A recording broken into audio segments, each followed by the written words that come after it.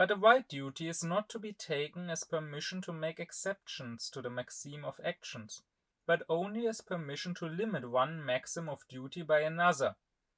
For example, love of one's neighbour in general by love of one's parents, by which in fact the field for the practice of virtue is widened. The wider the duty, therefore, the more imperfect is a man's obligation to action, as he nevertheless brings closer to narrow duty, duties of right, the maxim of complying with right duty in his disposition, so much the more perfect is his virtuous action. Immanuel Kant. In my past lectures, I talked about the duties, the moral duties that we as human beings have according to Kant. And I talked about how there are both duties towards others, which is what is usually commonly agreed on, which is what usually people think of when they think of morality, our duties towards others, how we deal with others, how we treat others. But there are also duties towards ourselves, which I also explained in a previous lecture. But besides this, there's another distinction that Kant makes. He says that no matter whether a duty is a duty towards others or towards ourselves, it can be categorized into two types of different duties. There are what you could call duties in the stricter or in a more narrow sense, and there are duties in the wider sense. In Kant's writings and his lectures, you find them called perfect and imperfect duties.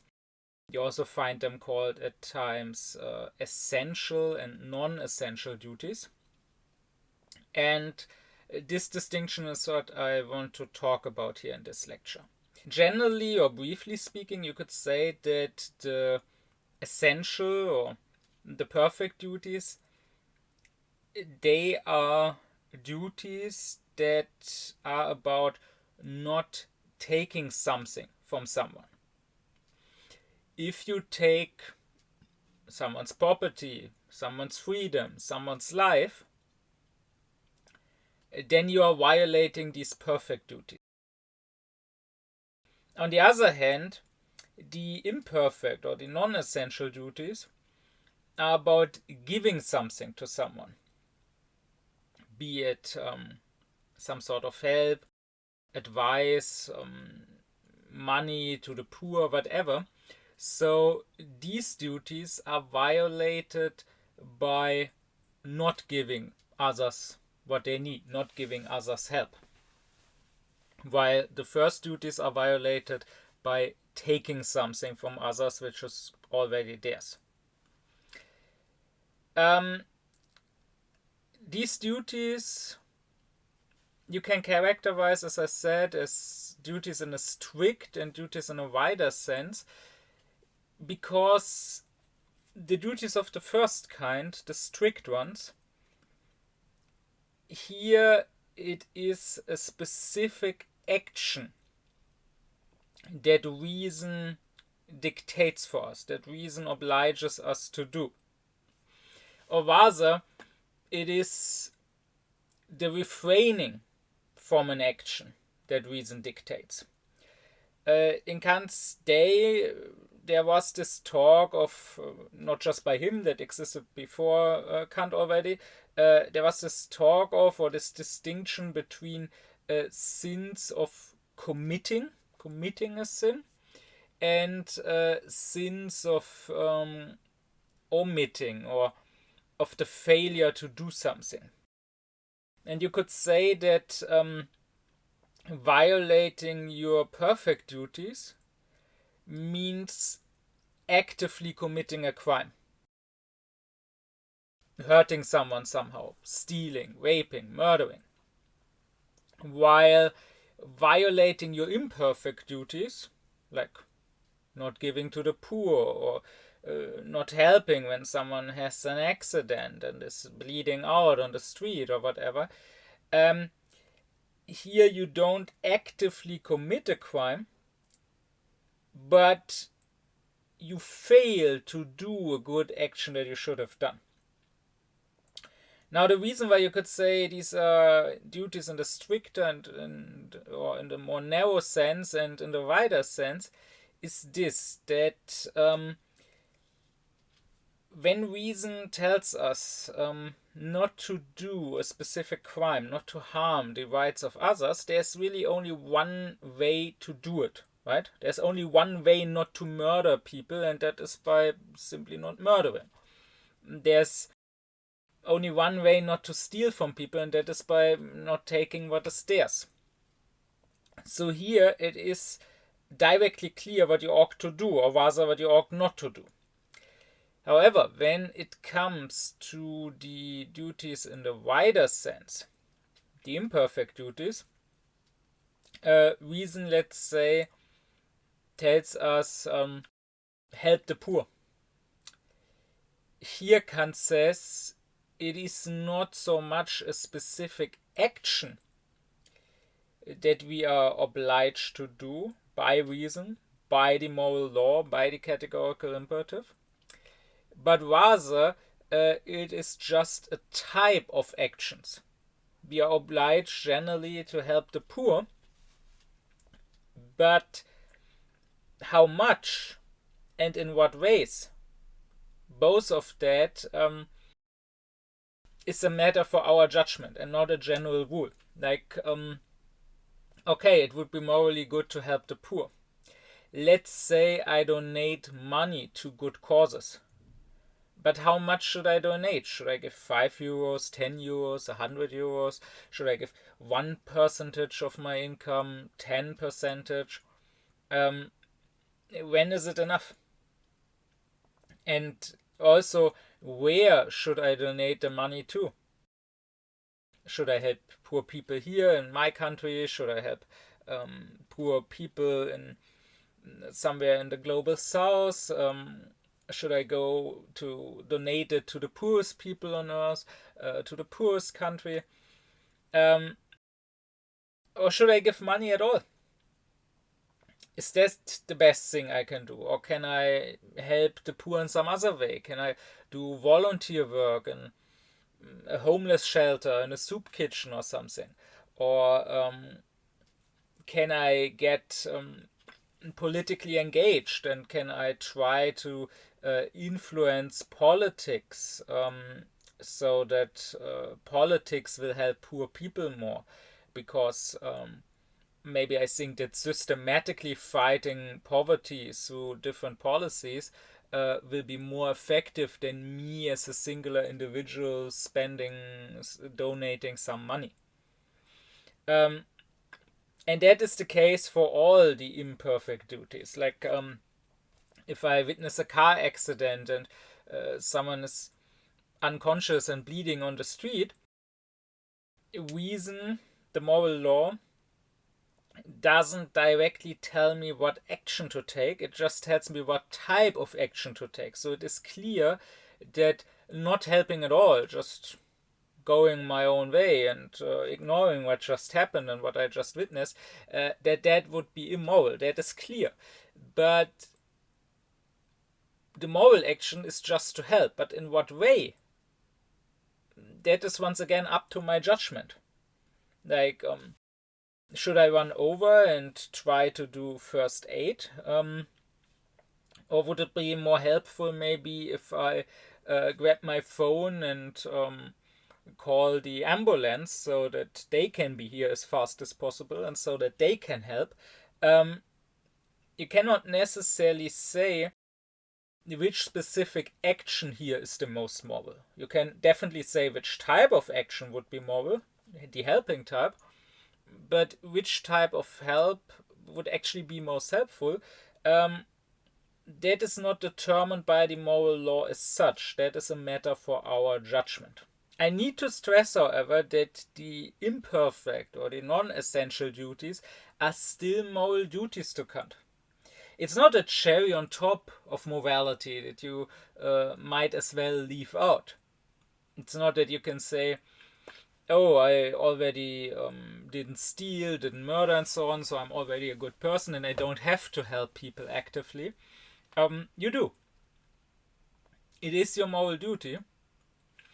It is just that from the general moral law, you cannot directly deduce specific rules what to do.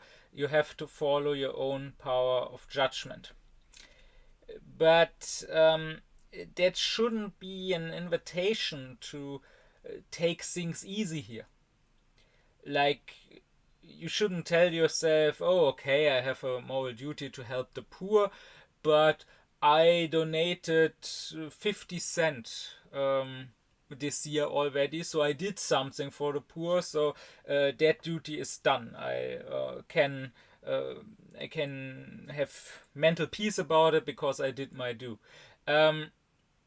No, you should ask yourself, is my duty really already fulfilled by just donating 50 cents? Could I not have done more? The fact that the moral law leaves things, the specifics of morality, to our own judgment here, far from being something that makes it easy for us, that gives us peace of mind, should rather make it hard for us. We should always ask our conscience, have I really done enough? Have I really fulfilled my duty? Couldn't I, and therefore shouldn't I, have done more? Here especially it is important to take conscientiousness in the sense of Kant seriously. I will talk in its own lecture very soon about what exactly that means, but to already briefly say it here, Kant says we must be able to bet, and we must be able to take the highest bet possible. That is the bet on our eternal felicity. So we must be able to stand in front of God and say, I'm convinced I really did enough, and if I'm wrong, then go ahead, throw me into hell.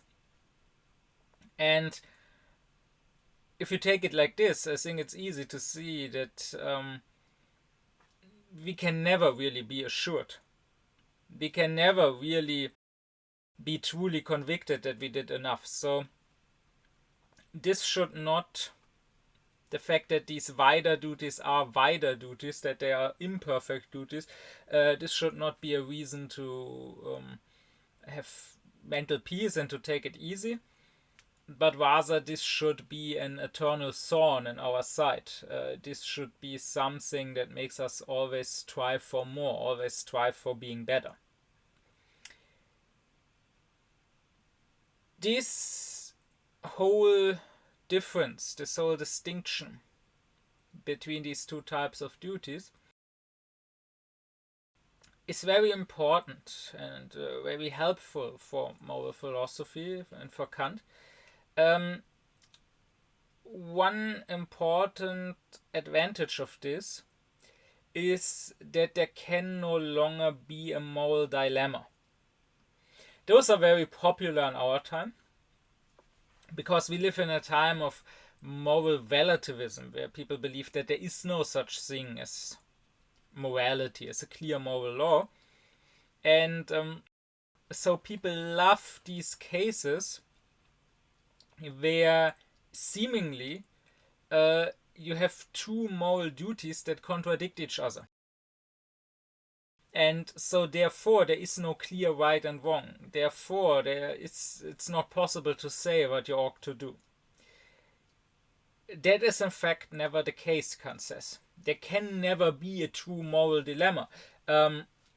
If that was the case, then there would indeed not be any morality, because morality is about our duty. And it must always be possible to do our duty, otherwise it cannot be our duty. That is important. I already discussed that in earlier lectures, particularly the lecture on freedom and do we have free will. The ought implies the could, Kant says. We cannot have a duty to do something if we are not capable of actually doing it. So there cannot be a true moral dilemma, and that is why Kant would say that all seeming moral dilemmas are just contradictions between perfect and imperfect duties. And in such a case, we should always prefer to do the perfect duties.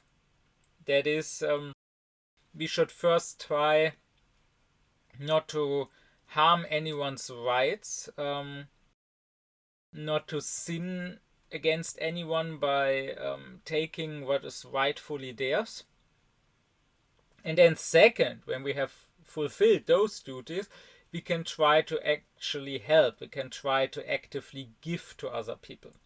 So for example, when you go down the street and you see a beggar, sure, you might have a moral duty to help him. You might feel obliged to give him money.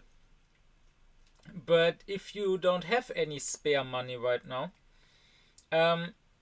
you cannot just go and rob another person that walks down the street, or go and rob the store on the other side of the street to give money that rightfully belongs to someone else to that beggar. Your first duty, your perfect duty, is not to steal anyone's property, and then only second, as an imperfect duty, you should give to the poor. So that means that you can only give from your property, but not from others' property. So yes, to Kant, Robin Hood would not be a good person. Robin Hood would be a very bad person. However, Kant would also stress that moral duties as such can never be in conflict with each other. Not even the perfect with the imperfect duties. Because there is only one moral law. All the duties come from the same law, come from the same reason. And that moral law basically doesn't dictate anything but to not contradict yourself. I talked about that in my lecture on the moral law, the categorical imperative. That the categorical imperative to Kant is basically the logical principle of non-contradiction applied to the practical. So you, in your own action, in your own judgments, in the rights you give to yourself and to others, should not contradict yourself. So therefore, only evil can self-contradict. Good cannot self-contradict. That is why Kant says duties as such can never be in conflict. It can only be the reasons of duties that can be in conflict. I mean, in the specific situation, sure, I can have the duty to give money to this beggar, but I have no money to give, so I cannot fulfill this duty unless I act against my duty not to steal from others. But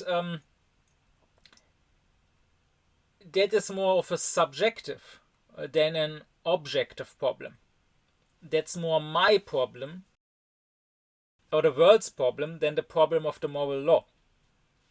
Because a world would be possible where the two duties don't contradict each other. Like a world could be possible where I have more money to give. Or where there is no beggar, because there are no poor people. Or even where I can go to the other person on the street or to the store across the street and tell them that there's a beggar, that maybe they just didn't notice, and that I happen to not have the money to give him, and where these people would then thank me for notifying them, and because they too are good people, would happily go over and give to the beggar.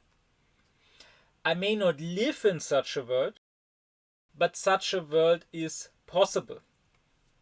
Here I refer you back to my lecture on the kingdom of purposes, which is about the third formulation of the categorical imperative that Kant gives.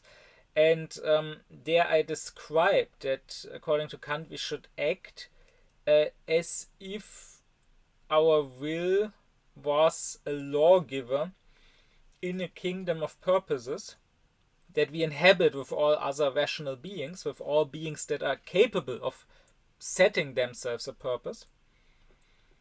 And there I said that if everyone did that, if everyone was moral, all purposes would be in perfect harmony.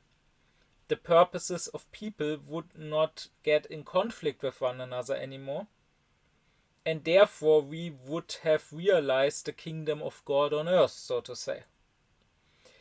So there can only be a seeming conflict of our duties because the world as such is not fully good. Because maybe I am a good person, but not everyone else around me is. Because, speaking with Adorno, you cannot live a right life in the false. But in a perfect world, in a world of good people, in a world of angels, the moral duties would not be in conflict, and I would not have to sacrifice ever an imperfect duty for a perfect duty. With this distinction between the two types of duties, and with Kant stressing that the perfect duties must come first, every consequentialism is void and null. I already gave my own lecture about what Kant has to say about consequentialism, about how morality is not about the consequences of our actions, because that is what consequentialism says, right? Consequentialism and morality is any sort of theory that says it is not about your will, it is about the result. Do that which leads to the best result. And I discussed in that other lecture why that is a terrible moral principle. But here I can stress once more why it is a wrong moral principle. If you think about it, all consequentialism always comes down to saying you must violate your perfect duties sometimes in order to fulfill an imperfect duty. Whenever somebody says the ends justify the means, then these means violate perfect duties, and the ends are something that at best is an imperfect duty. Whenever you have utilitarianism, which is the most popular, the most well-known form of consequentialism, which is the moral principle that says create the greatest happiness for the greatest number of people or prevent the greatest pain, the greatest unhappiness, and then what you have is someone saying you are allowed to commit a crime, to harm someone's rights, in order to give something to people, in order to help people. Consider once again the famous trolley problem. I already discussed it both in that lecture on why the consequences of our actions don't matter in morality, and also my earlier lecture on human dignity.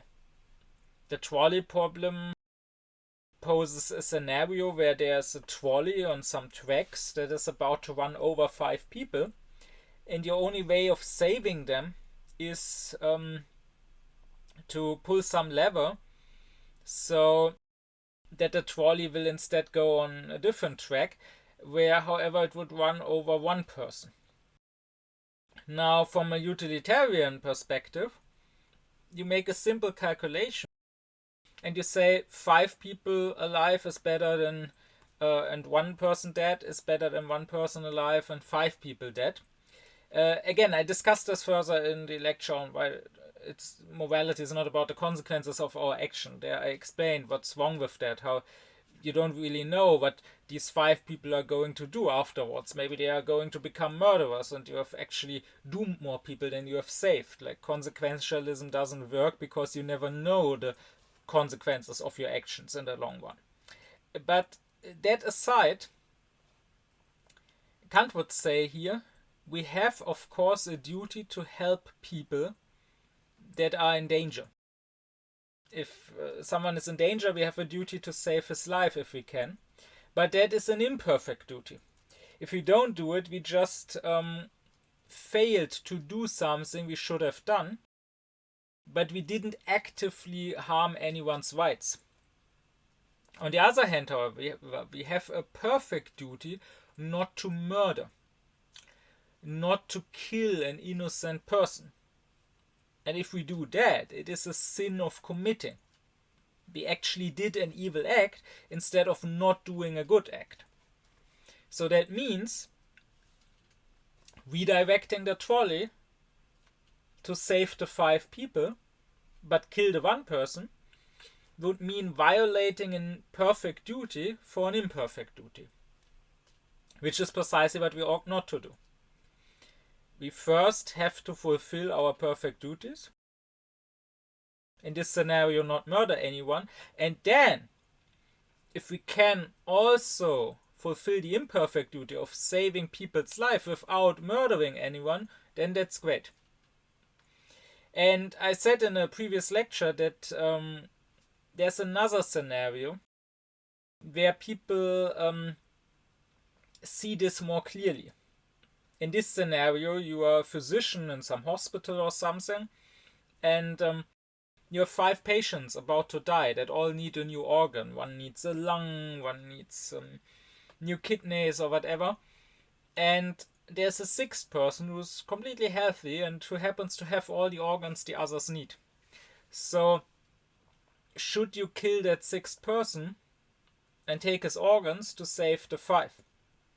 And this is precisely the same scenario as before.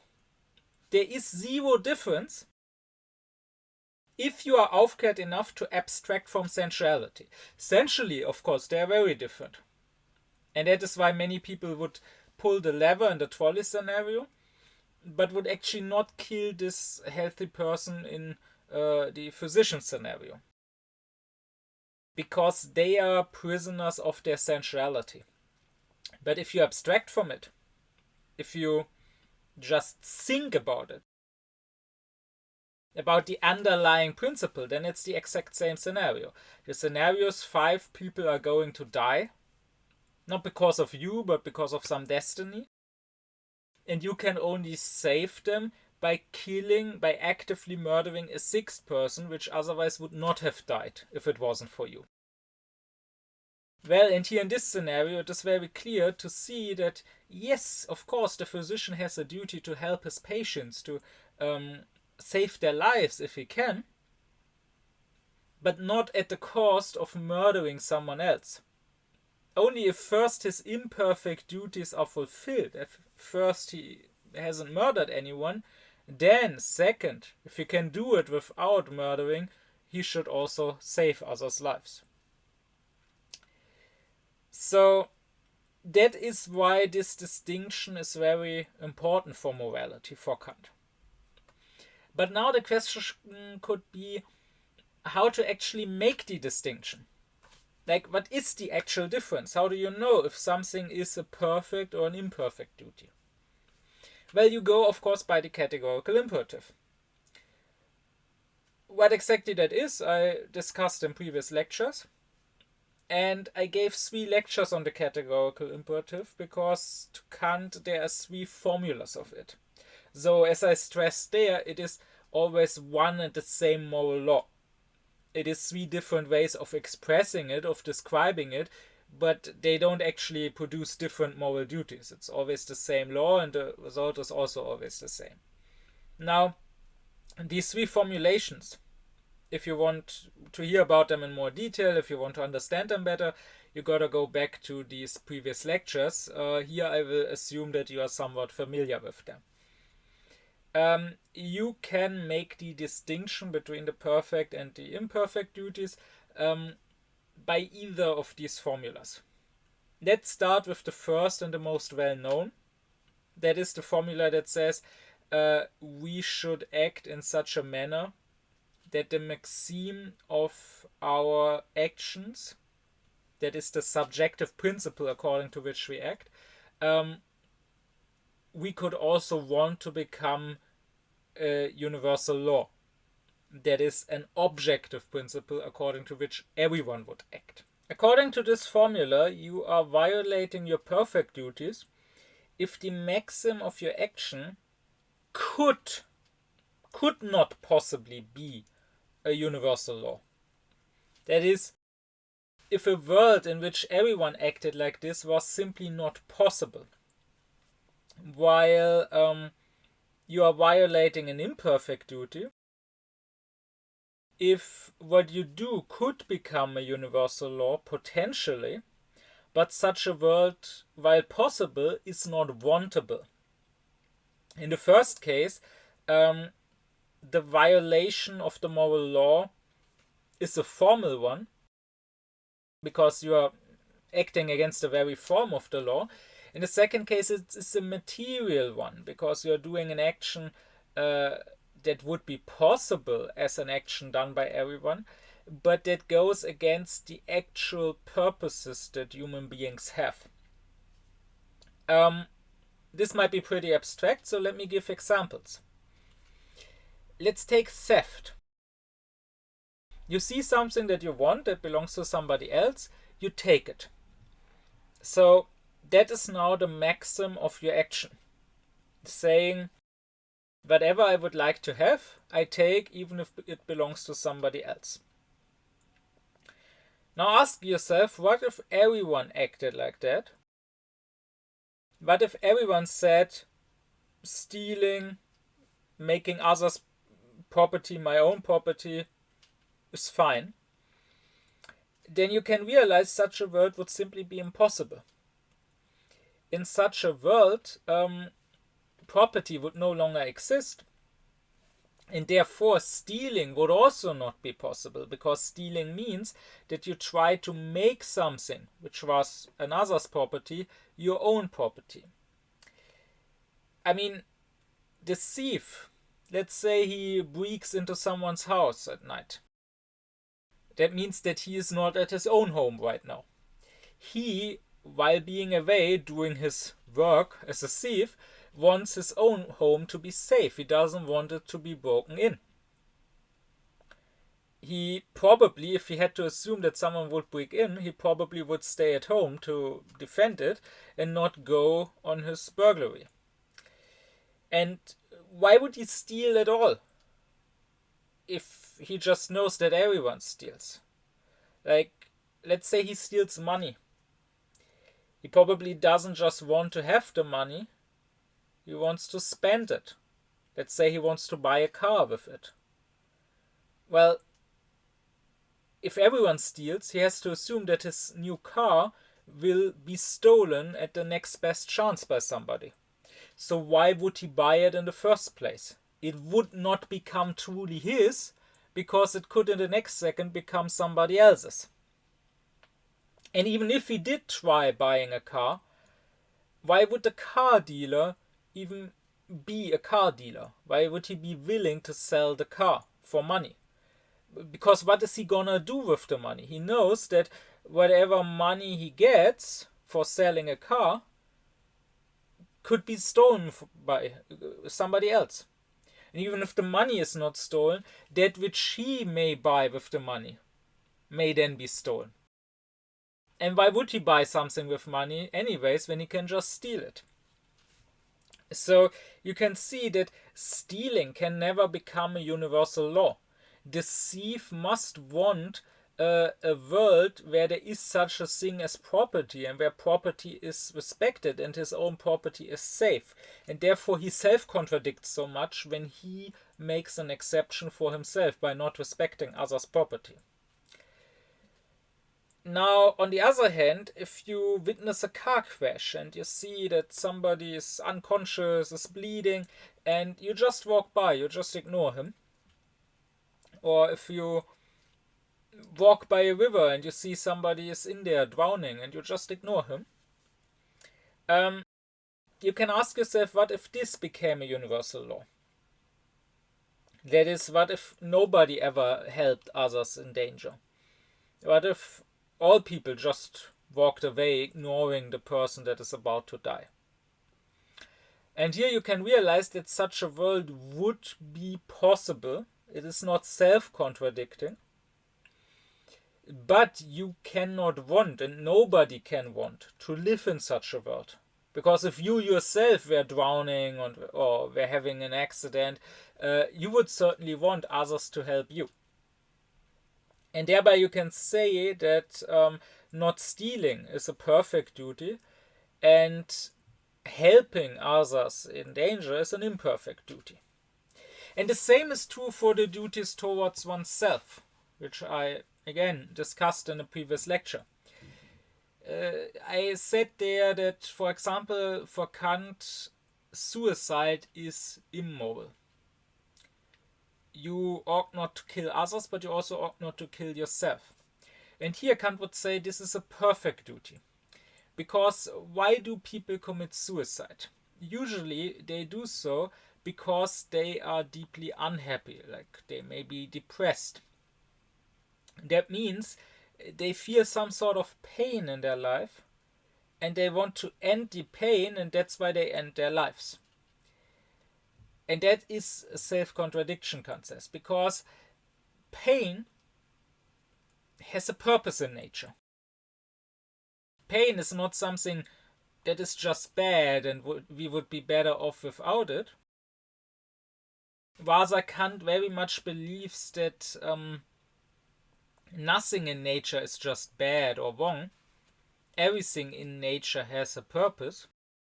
This is something I will further discuss when I get to what Kant says about natural science and when I talk about Kant's thoughts on teleology. But he believes that everything has a purpose.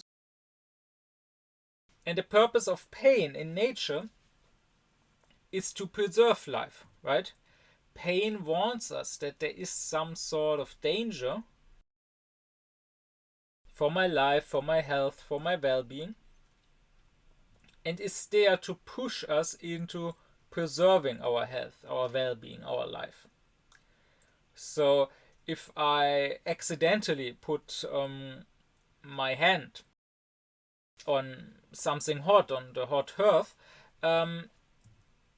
then I burn myself, I feel pain, and immediately I pull back my hand and thereby prevent further and more terrible burns. So that means if you feel pain in life, if you feel unhappy, if you feel depressed, that should be something that drives you to do something about it, to in some ways change your life and make things better. But if instead it drives you to end life, then that would mean that pain no longer has a purpose, that pain defeats its own purpose, that which by nature is intended to preserve life now leads to destroy life. And therefore life would destroy itself. And that is a self-contradiction. And where's this gonna end? Kant would ask. At what level of pain would it be fine to commit suicide? There's no rational way of saying here is the limit and from here on it becomes reasonable to commit suicide. So if we make this a universal law, saying if something is too painful, if something becomes too unbearable, instead of fixing it, we will just end our lives, we will just take the lazy route. We could do that at the smallest pain. Like, I hit my toe somewhere, sure, I could deal with that. Sure, the pain would end at some point. But the easiest thing would be to commit suicide, and then I will not feel this or any other pain anymore. So, if this was a universal law, if everyone acted like this, there would be no one left. That which is meant to preserve life would lead to us ending our lives. On the other hand, when it comes to imperfect duties towards ourselves, there is, for example, the duty to self-cultivation, to become better, to keep learning. So this goes, for example, for your job. Whatever your job is, you should try to improve, right? You should try to become a better teacher, a better physician, a better artist, whatever. Now, you might not want to do this. You might just be lazy. Like, let's say you tell yourself, well, I went to university, I studied so that I could get this job. Now, after like 5 years of university or whatever, I have my job, I have my steady income, everything is fine. Why should I keep on studying? Sure, as a teacher, I could try to learn the new developments in my subject. Like, let's say I teach physics or biology and I teach it for 30 years, surely my field will have moved on. And surely what I learned back then at university is outdated. And so, since I don't want to teach outdated things to my students, I will try to keep learning about physics or about biology. I could do that, but why? I'm already a teacher, I make my money, fuck those kids and whether what they learn is good or not, right? Or I could, because it's of course not just about the material, like the content of what I teach, it's also about how I teach. I could try to improve my teaching methods. I could always, my whole career, try to become a better teacher who gets better at explaining things, who gets better at motivating the students. But why would I when I already make my money? And anyone could be like that. The physician could try to become better at helping people, at identifying what actually is their illness, at curing it. But he could also say, I make good money as a physician, that's all I care about. Now, ask yourself, what if everyone was like that? What if this laziness to cultivate ourselves became a universal law? Then sure, everyone would be shit at their job. Everyone would just be doing the bare minimum. But it could still work. Or if we think this further, then we would never have developed. We would still be in the Stone Age. Like, there would be no teachers or physicians. We would still be collecting berries and roots and still go hunting, because nobody would have put in the effort and said, I want to become better at hunting, so I'm gonna try to improve my tools. I'm gonna invent the bow or whatever. I'm gonna invent sharper spears or whatever. No one would ever have done that. It would be possible. We could live like that, but nobody would want to live like that. We want to live in a world where everyone cultivates himself as much as possible, where everyone strives to be the best at what he does, where everyone has some work ethos, where everyone tries to improve his skills, his abilities, and thereby life for everyone else also. And since we want to live in such a world, we should also contribute to it ourselves. But this is an imperfect duty because we could live in a world where nobody does this. If we go with the second formula of the categorical imperative instead, that's said to always act in such a manner that we treat humanity, both in our own person and that of every other person, not simply as a means for some other purpose, but also always as a purpose in itself. Here Kant defines the perfect duties as the duty of not treating another as a mere means for my own purposes, while the imperfect duties are defined as duties that are about actually helping others in achieving their own purposes. So, as an example,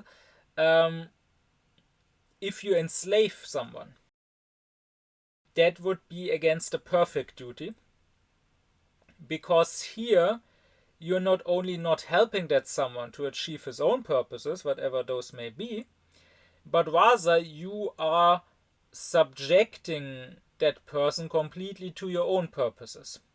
You are completely taking that person's freedom away, degrading them, making them an object, a tool for your goals. On the other hand, if once again someone has an accident, a car crash, and you just walk by and don't help, then you are not making that person a means for your purposes. You are not using them as a tool to achieve your own goals. In that way, you are not harming that person's rights, but that person's own purpose is probably he wants to stay alive. And you are not helping in that. So you are violating not your perfect, but your imperfect duty.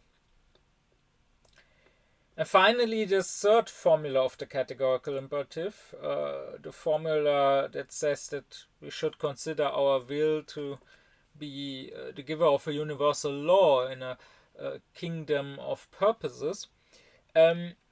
Here Kant actually himself doesn't directly say how the distinction between the two types of duties follow from this formula, but we can maybe deduce that easily ourselves. We could say that to have such a will, that the law that it gives, that is, if everyone had such a will, there could be a realm of purposes that would not sink into total chaos. That is, the various purposes of various rational beings would not get into direct conflict with one another. We could say that this is what the perfect duties are about, right? So there's some money that belongs to somebody else. His purpose is maybe to spend it for something, to buy something for himself. If I steal it, to use it for something else, to buy not what he wanted for himself, but to buy something that I wanted for myself, our purposes defeat one another. So I should have a will. I should only want purposes that are not in direct conflict with others' purposes, so that a realm, a kingdom of purposes that does not sink into chaos would be possible. On the other hand, if I have purposes that not only don't contradict, don't get in conflict with the purposes of others, but if my purposes are also their purposes, if I actually try actively to help those others, then that would be what our imperfect duties are about. So we could say the perfect duties demand that a realm, a kingdom of purposes with some sort of harmony is possible at all. The imperfect duties demand that such a realm, such a kingdom of purposes actually become the kingdom of God on earth, so actually become paradise. In other words, that people not just don't defeat each other's purposes, but help each other with their purposes and thereby make each other happy. So in that way, no matter which of the three formulas of the categorical imperative you use, you can always come to the same distinction between your perfect and your imperfect duties. Kant also names the two different types of duties, the duties of right and the duties of love. Because the one type, the negative duties, they are, as I already said, about not harming the rights of anyone. So they are about an inaction. While the others, the positive duties, are about an action that is about actively loving your neighbor. You could say that the right says don't take from anyone what is his, while love says give everyone what is yours. You can categorize all the different duties according to Kant's table of categories. I discussed that table of categories in my own lecture. to Kant there are these 12 categories of thinking, these 12 basic concepts that the human intellect deals with, and all our thinking, therefore also our moral thinking necessarily, is structured according to these 12 categories.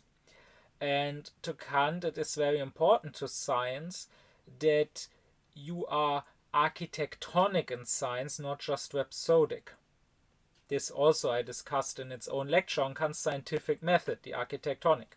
That is, you shouldn't just randomly look around what you may find, but may come to your attention, in this case what duties you can think of, but rather you should start precisely from this table of categories to know what general categories of duties you will find when you look around, before you look around, so a priori.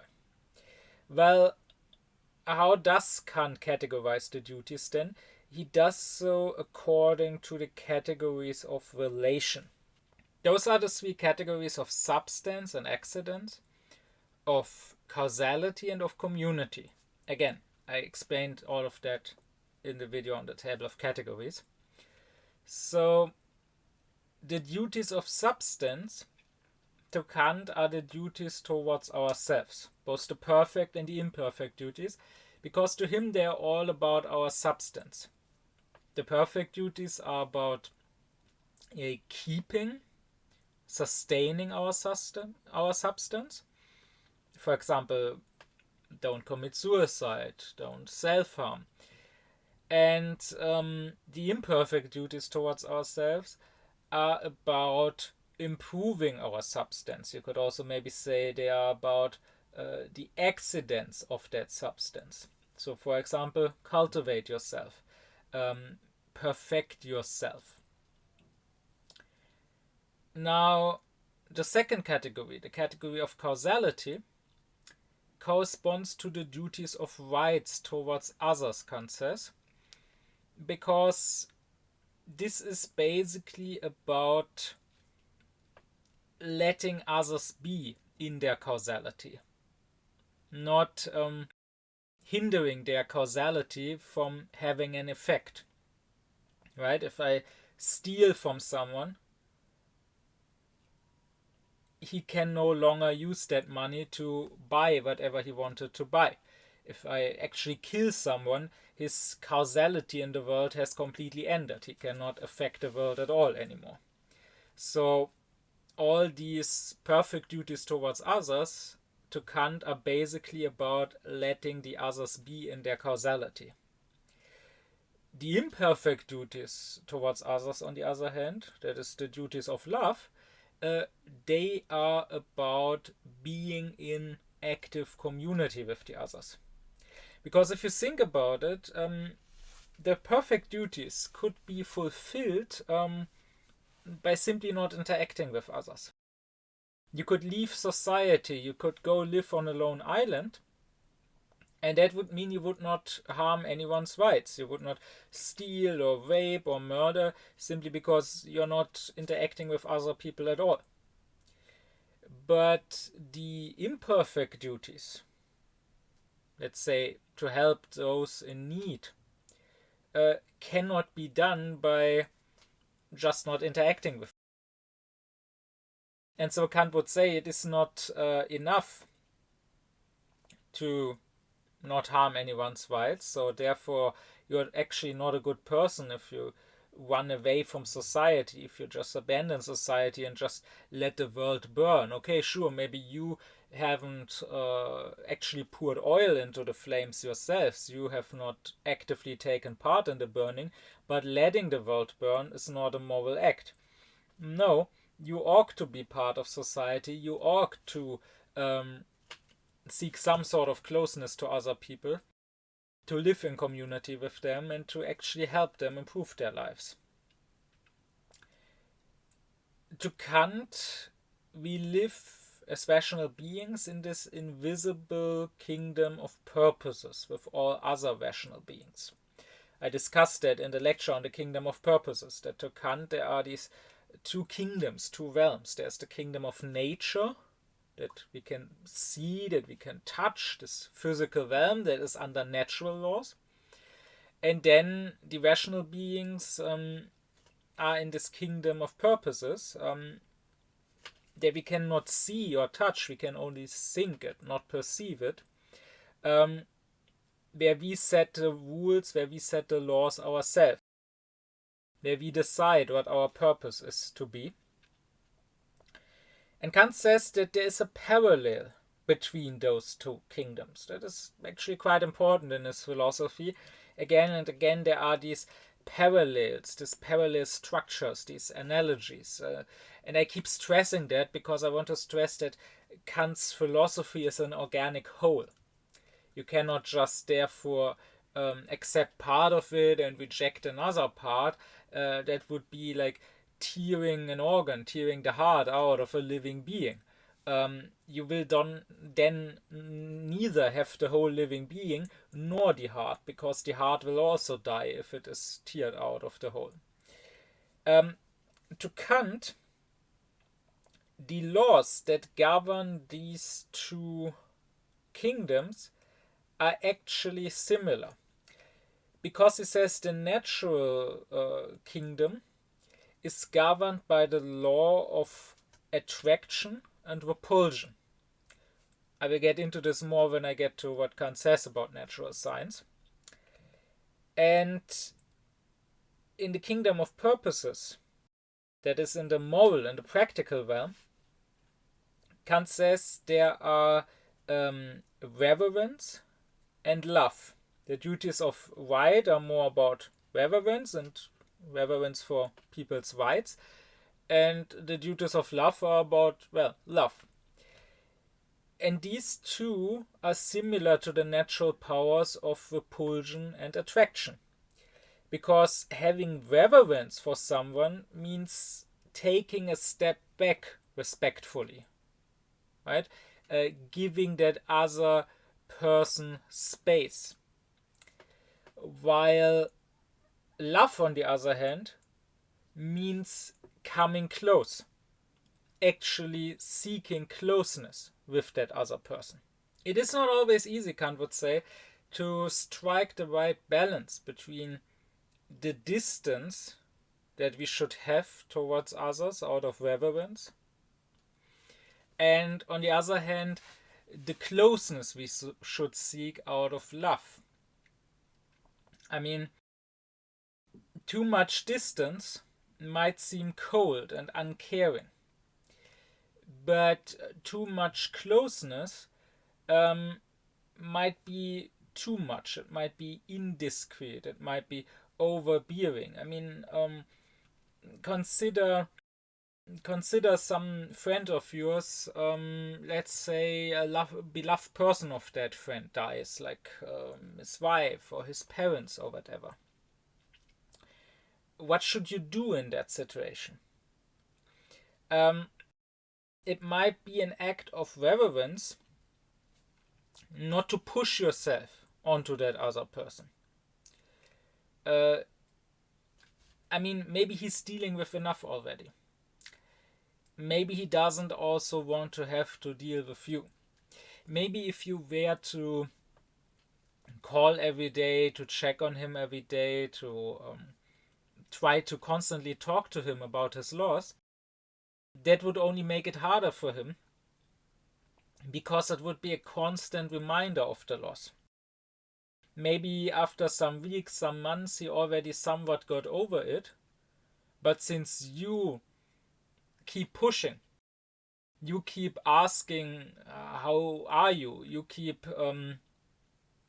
treating him like he is some sort of raw egg that could easily break.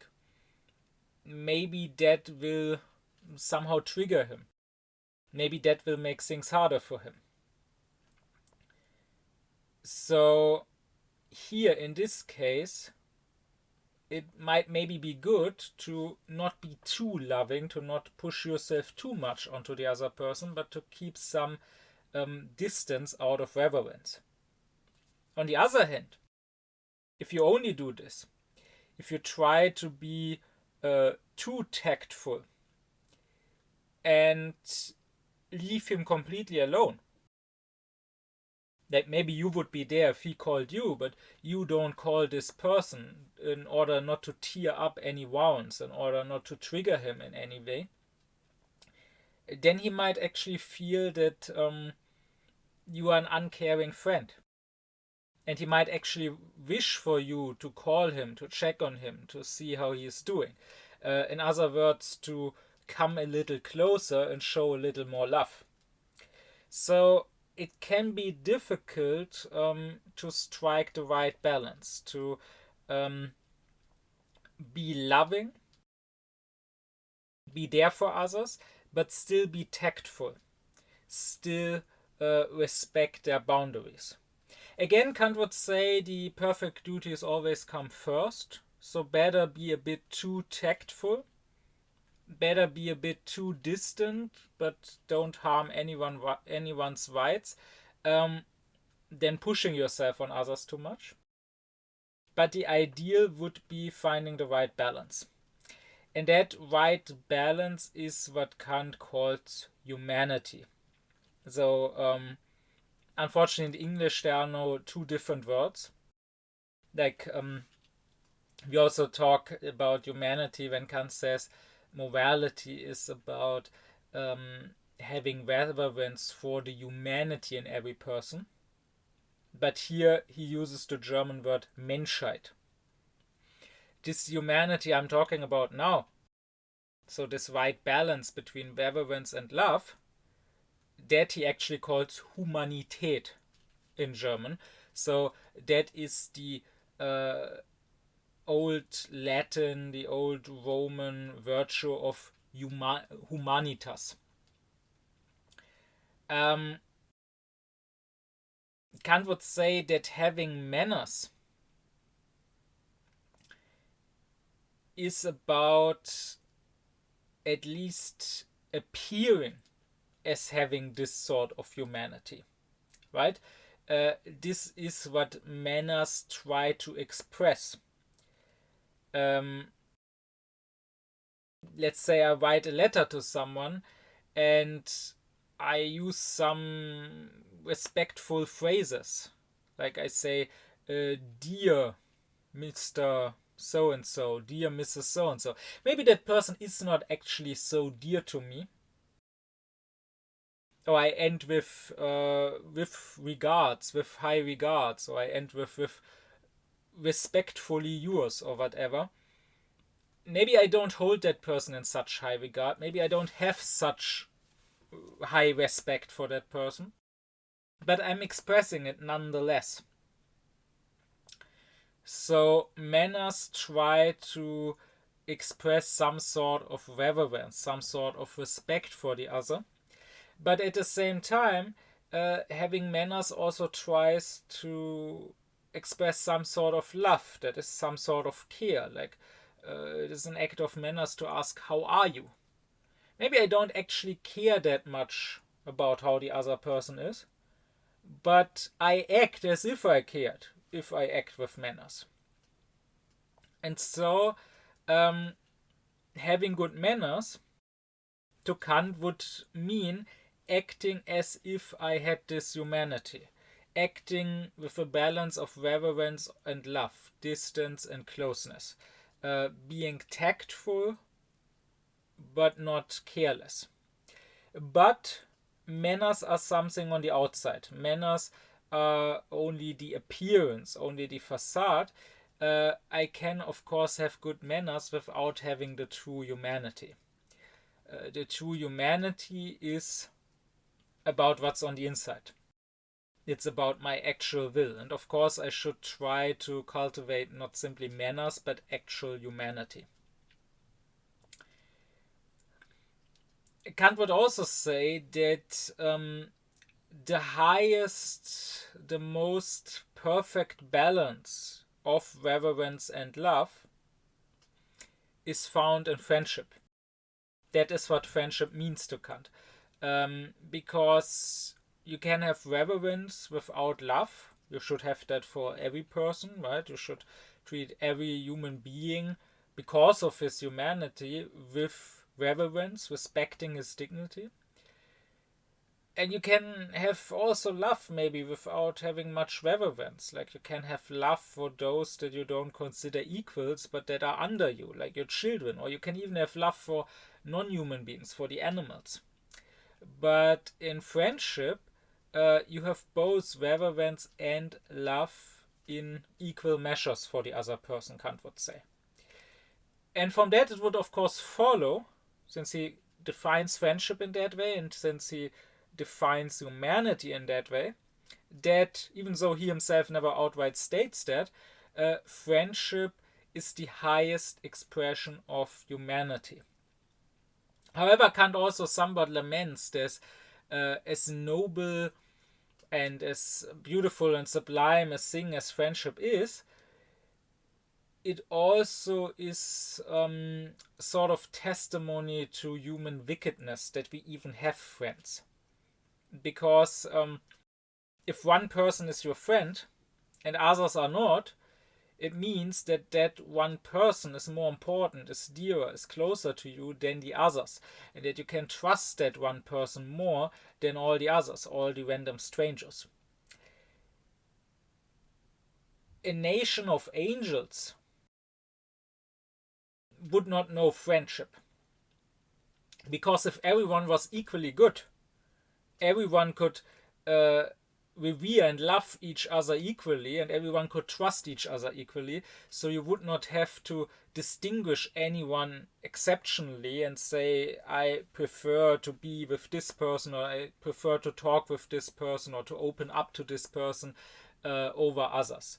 So while it is a wonderful thing and a moral thing to have a true friendship, the fact that at the same time we need to have these exceptional friendships and cannot just have true friendship, true humanity in our relationship with everyone equally, also shows that we are not fully good as human beings, Kant would say. Now, what reverence means precisely to Kant, I already discussed in its own lecture on reverence, on the moral feeling. Here I want to focus on love. Kant agrees with the biblical, with Jesus' command to love thy neighbor. I've already mentioned in several previous lectures how Kant's morality as a whole is very much in agreement with the biblical morality. But Kant does say that we must interpret this commandment to love thy neighbor in the right way. Because to Kant, love can be pathological or it can be practical. Usually it is pathological. Pathological here does not mean sick in some sort of way. As already mentioned in previous lectures, whenever Kant uses the word, he uses it in the original sense. The Greek word basically just means the same as the Latin word passive. So the usual love that we feel, like the love parents have for their children, let's say, or the love that a couple has for one another, the romantic love, this is pathological. It is passive love in the sense that it just comes over us. We haven't chosen it. Maybe sometimes we would even like to be rid of it, like you are in love with someone and you wish that you weren't, but it's just there. We cannot just will it to disappear, and we can also not just will it to appear. And precisely for that reason, it is not a moral quality. To love or to not love in this pathological sense does not make you a better or a worse person. And Kant says this cannot have been meant by Jesus. It would be absurd to command someone to feel in a certain way, because we are not masters of how we feel usually. with the exception of the one practical feeling of reverence. Again, I addressed that in its own lecture. Rather, there's also practical love, Kant says, and practical love means acting towards someone as if we loved him, independently of our feelings. So practical love can come from pathological love, of course. Like if I feel love towards, let's say, my child, I will also treat it accordingly.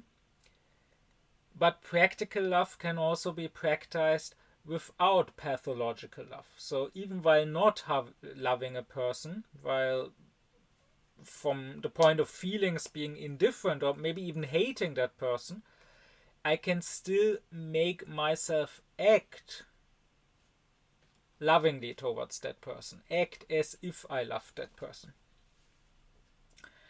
And this is because to Kant there are two types of love, or there are two ways in which we could understand the meaning of the word love. There is the love of complacency, which means loving somebody or something because we actually love the way he or it is. And then there is the love of benevolence, which means wanting for someone or for something what's best.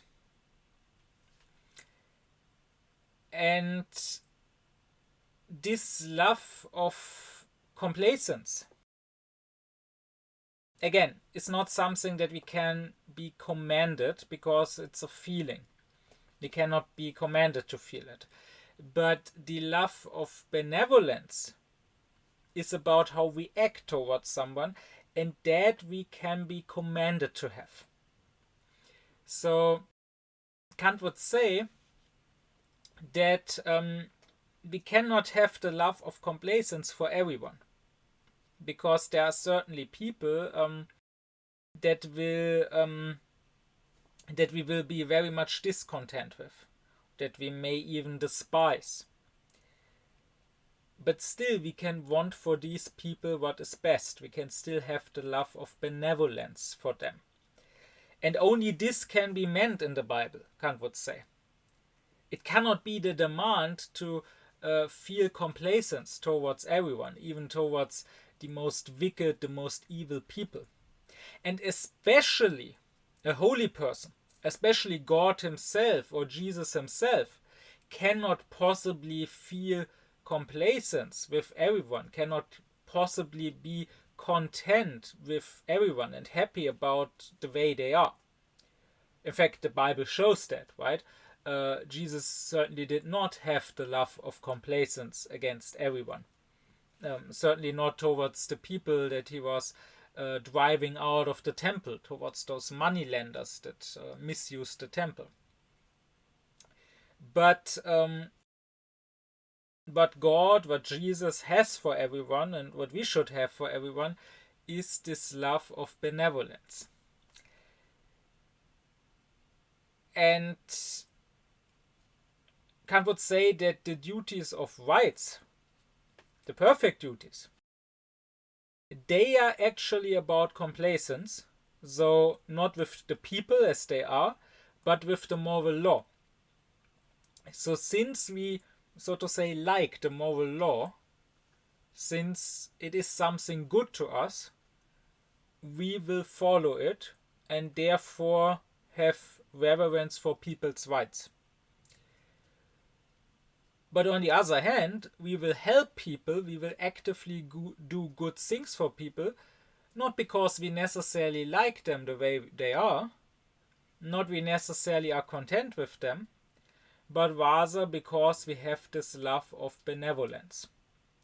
Kant even says that if we consider human beings from the moral standpoint, if we judge them according to the moral law, we will not really feel complacence for them. We will rather feel the opposite. They are often so evil, so wicked. They fail so much in even doing their most basic duties that we cannot be very content with them. Kant would say that the good person, the person who cares about morality, will in his life, especially the older he grows, probably come to develop some sort of misanthropy. There is hate or contempt for the human beings. So here Kant stresses that this must not become a practical misanthropy, where we actively stop caring about human beings or even actively try to harm them, try to do whatever is bad for them. But rather, this is just something we feel. We feel discontent with human beings. We maybe even despise them inwardly.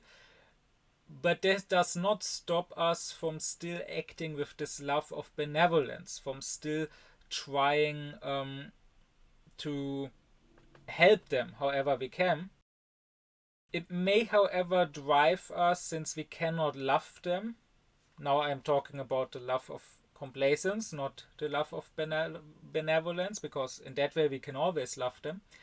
It may drive us, since we cannot love them for what they are, to avoid them more and more as we grow older. So Kant says at some point, falsehood, ingratitude, injustice, the childishness of the purposes regarded by ourselves is important and great, in the pursuit of which men inflict upon one another all imaginable evils, are so contradictory to the idea of what men might be if they would, and conflict so with our lively wish to see them better, that, in order that we may not hate them, since we cannot love them, the renunciation of all social joys seems but a small sacrifice. And I will add that the way Kant talks at several points about this inner misanthropy that can come with age, that, however, does not translate to practical misanthropy, that does not hinder the practical benevolence. The way he talks about that makes it clear that he himself probably felt that way. But be that as it may, he says we cannot make ourselves feel the love of complacence towards everyone, but we can make ourselves act with the love of benevolence towards everyone. So he also says at some point that if you keep doing what is good for someone or for something, over time you will also probably come to love that something, to in the sense of coming to like it. But be that as it may, Kant says that the reverence for others means that their private will obliges the will of all. So, for example, someone owns a piece of land and he has the will to stand there, or he has the will to plant a garden there. So this private will of his now obliges the will of all, out of reverence for him and his private will, to step back, to not push him from the spot where he chose to stand, or to not walk and trample on the flowers that he chose to plant. On the other hand, in love, it's the other way around. Here, the will of all obliges my private will, Kant says. That is, my private will is no longer just about me and what I would like to do. I want to plant these flowers here. But rather, I, because I love others, because I want what's best for them, make my private will whatever their will. So, for example, I may plant the flowers that I maybe don't care about particularly, but because I know that other people like these particular flowers and will be happy when they see them walking by.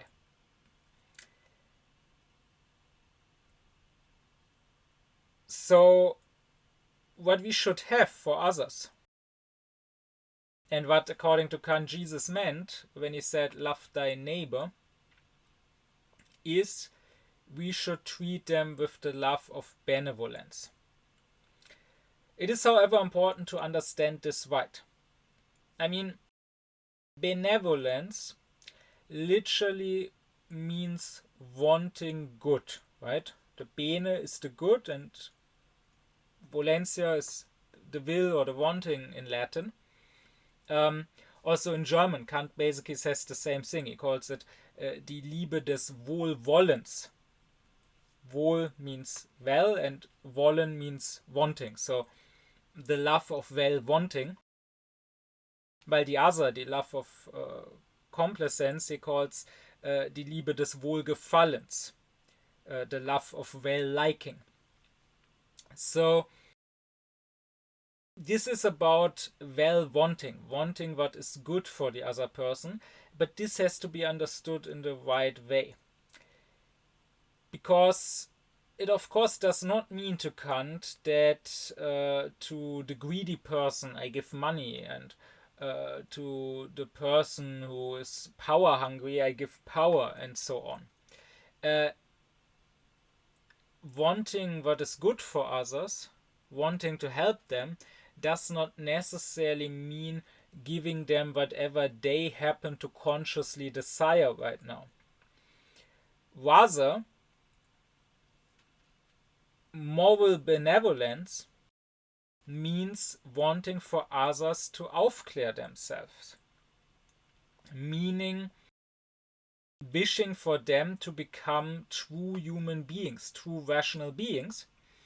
In other words, the love of benevolence towards someone means that I wish for him to become a person for which I could then also feel the love of complacence. So that means that an evil person, that means that the rapist, the murderer, even the liar, the way they currently are, I will not like them. I will not be content with them. And that means that probably if they were to drop dead this instant, I would not be very sad about the loss. But having benevolence towards them would of course not mean helping the murderer to murder, or helping the rapist to rape, or helping the liar to lie, but it means that I myself, even though personally I would not be sad if they drop dead, I myself will not go and kill them. Rather, I will wish for them to become better people, to stop being murderers and rapists and liars, to reform themselves, to see the errors of their way, to repent, to find redemption, and to become people that I actually can be content with, that I actually can love for what they are, that actually are an enrichment for their fellow human beings. And that I can wish upon everyone, and as far as it is in my power, I can even help everyone in that process. And that is what Kant means when he talks of practical love. And this is also the sense in which we can live, in which we can love the whole human species, all of mankind. Because Kant acknowledges that when somebody says, oh, I love all of mankind, I love everyone, it sounds kind of renomistic. And it sounds what he calls in German schwärmerisch, that is, it sounds raving, it sounds like some sort of madness. And indeed, when people with this mean the love of complacence, then indeed it is raving nonsense, Kant would say. If you have some sort of esoteric hippie type who says, oh, I feel love for every single human being, Kant would say, no, you cannot love 8 billion human beings in that way. However, what we can have is the love of benevolence towards every single human being. wanting for each and every single human being to become better, to become more aufklärt, more moral, more honorable, more respectable, to become someone we can have reverence for. So Kant would say, towards the individual, we can and we ought to have mostly this love of benevolence. It is the species as such, mankind as such, humanity as such, for which we can actually feel the love of complacence.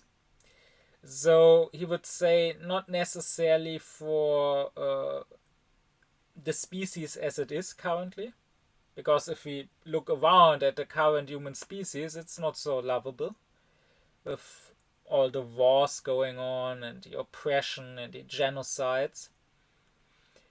But Kant says we can love the species in its constant progress towards perfection. So not for what it currently is, but for what it could be and for what it is in the process of becoming. So you could say in conclusion, this practical love, once again, it is not about actually feeling love for what someone is, but acting with love, acting as if we loved him, trying out of this to make him better. And to this I would add, but I've already said in previous lectures, the one on reverence and the one on human dignity, that you could say that the reverence that according to Kant we ought to feel for others is similarly a practical reverence. He is not saying that we should necessarily feel direct reverence for every single individual, because again there are many people that we can only despise, that we cannot possibly feel reverence for because they are evil, they are pathetic, they are just contemptible. But we can still treat them as if we had reverence for them. We can still respect their rights. We can still give them their human rights out of reverence for their humanity. So that is what morality is about to Kant.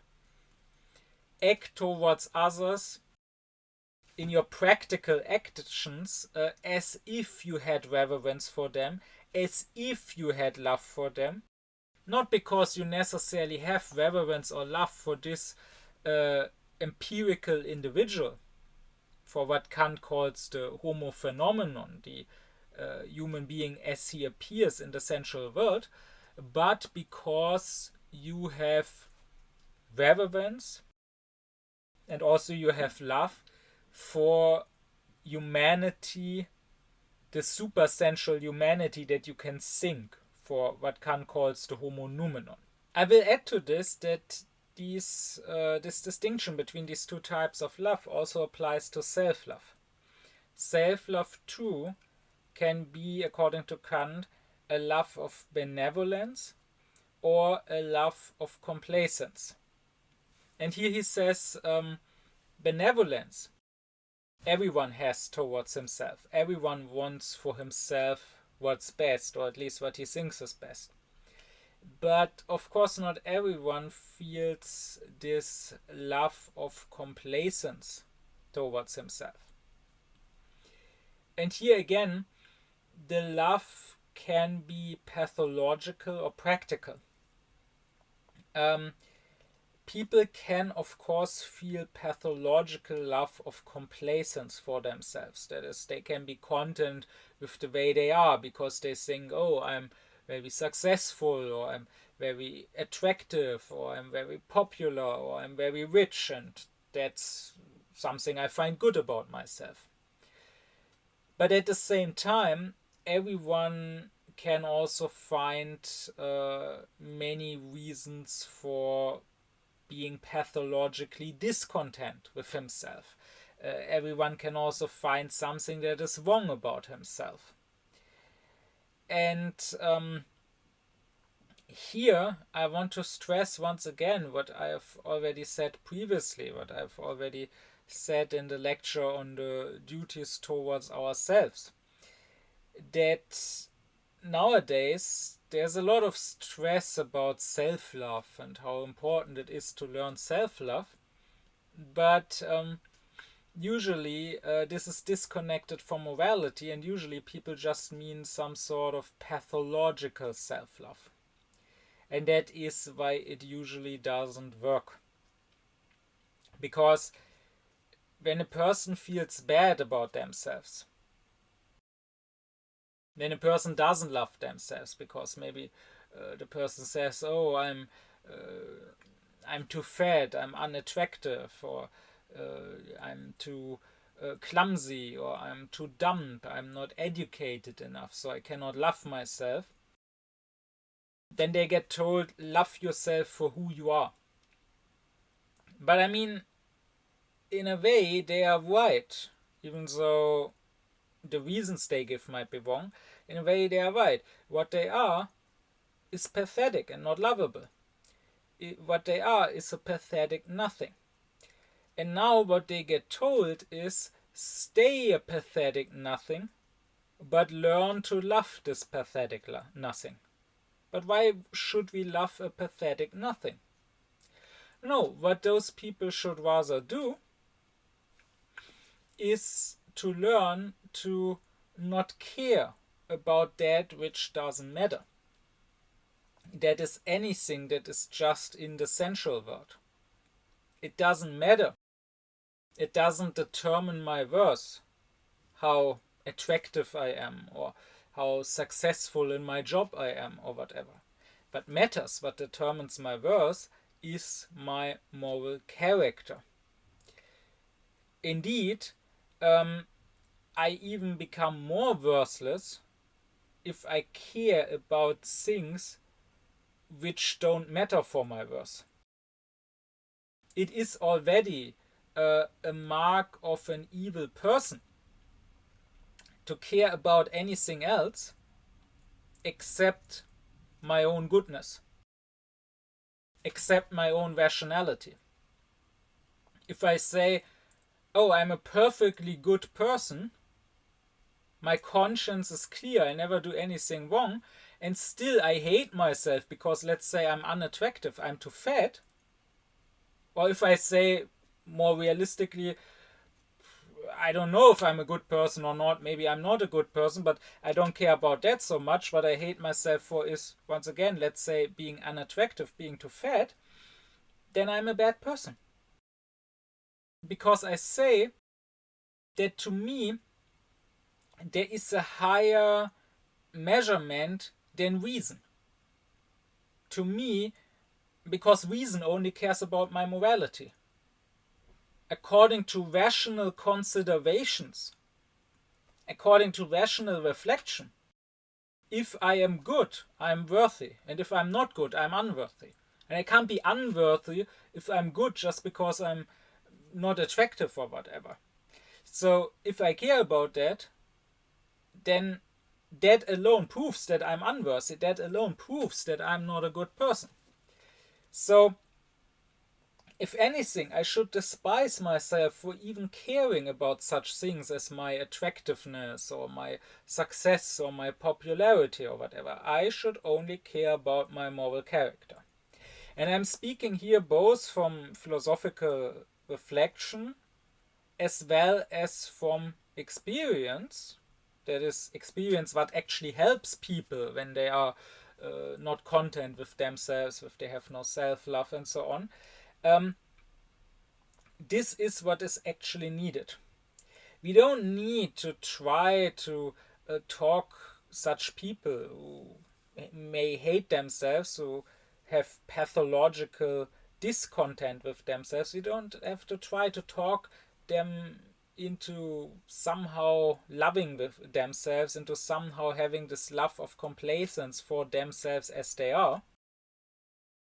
Rather, we can tell someone, be a good person. Start caring about your rationality. Start caring about what truly matters. If you can say to yourself, honestly, I know that I have a good moral character. I know that I have righteous principles. And I know that I have the courage and the steadfastness to stand by them, no matter what happens, no matter how hard it gets to stand by them, then you will have the love of complacence for yourself. That is not for yourself as a homo phenomenon, as a sensual being, but for yourself as a homo noumenon, for yourself as a rational being. And finding that you have a pimple on your forehead, or finding that you have a few extra kilos, will not in any ways change that, will not in any ways take away from this higher sort of complacence with yourself. That's why whenever someone told me I feel worthless because I'm fatter than others, or because I'm less educated than others, I didn't tell them, okay, then lose weight or get educated. Nor did I tell them, okay, then learn to accept yourself as you are. But rather, I told them, you can of course try to lose weight and get educated also if you wanna. But you will probably find, even if you succeed in that you will still feel inadequate. And that you will still feel like you lack the approval that you seek from others. Rather, learn to not care about these things. Learn to not seek approval from others at all, because thereby you're already degrading yourself. You're already subjecting yourself, saying that you are inferior to these others, when in fact they are no better than you. And therefore, their approval is not worth more than your own. Rather, learn to seek only the approval of reason. Or if we want to put it in religious terms, learn to only seek the approval of God.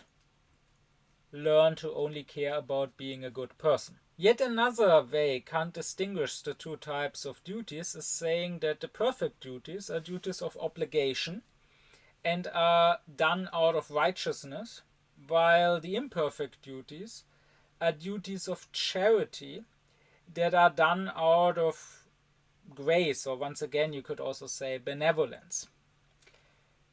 And Kant says it is perfectly possible to be a very righteous person who is not charitable or who has no grace.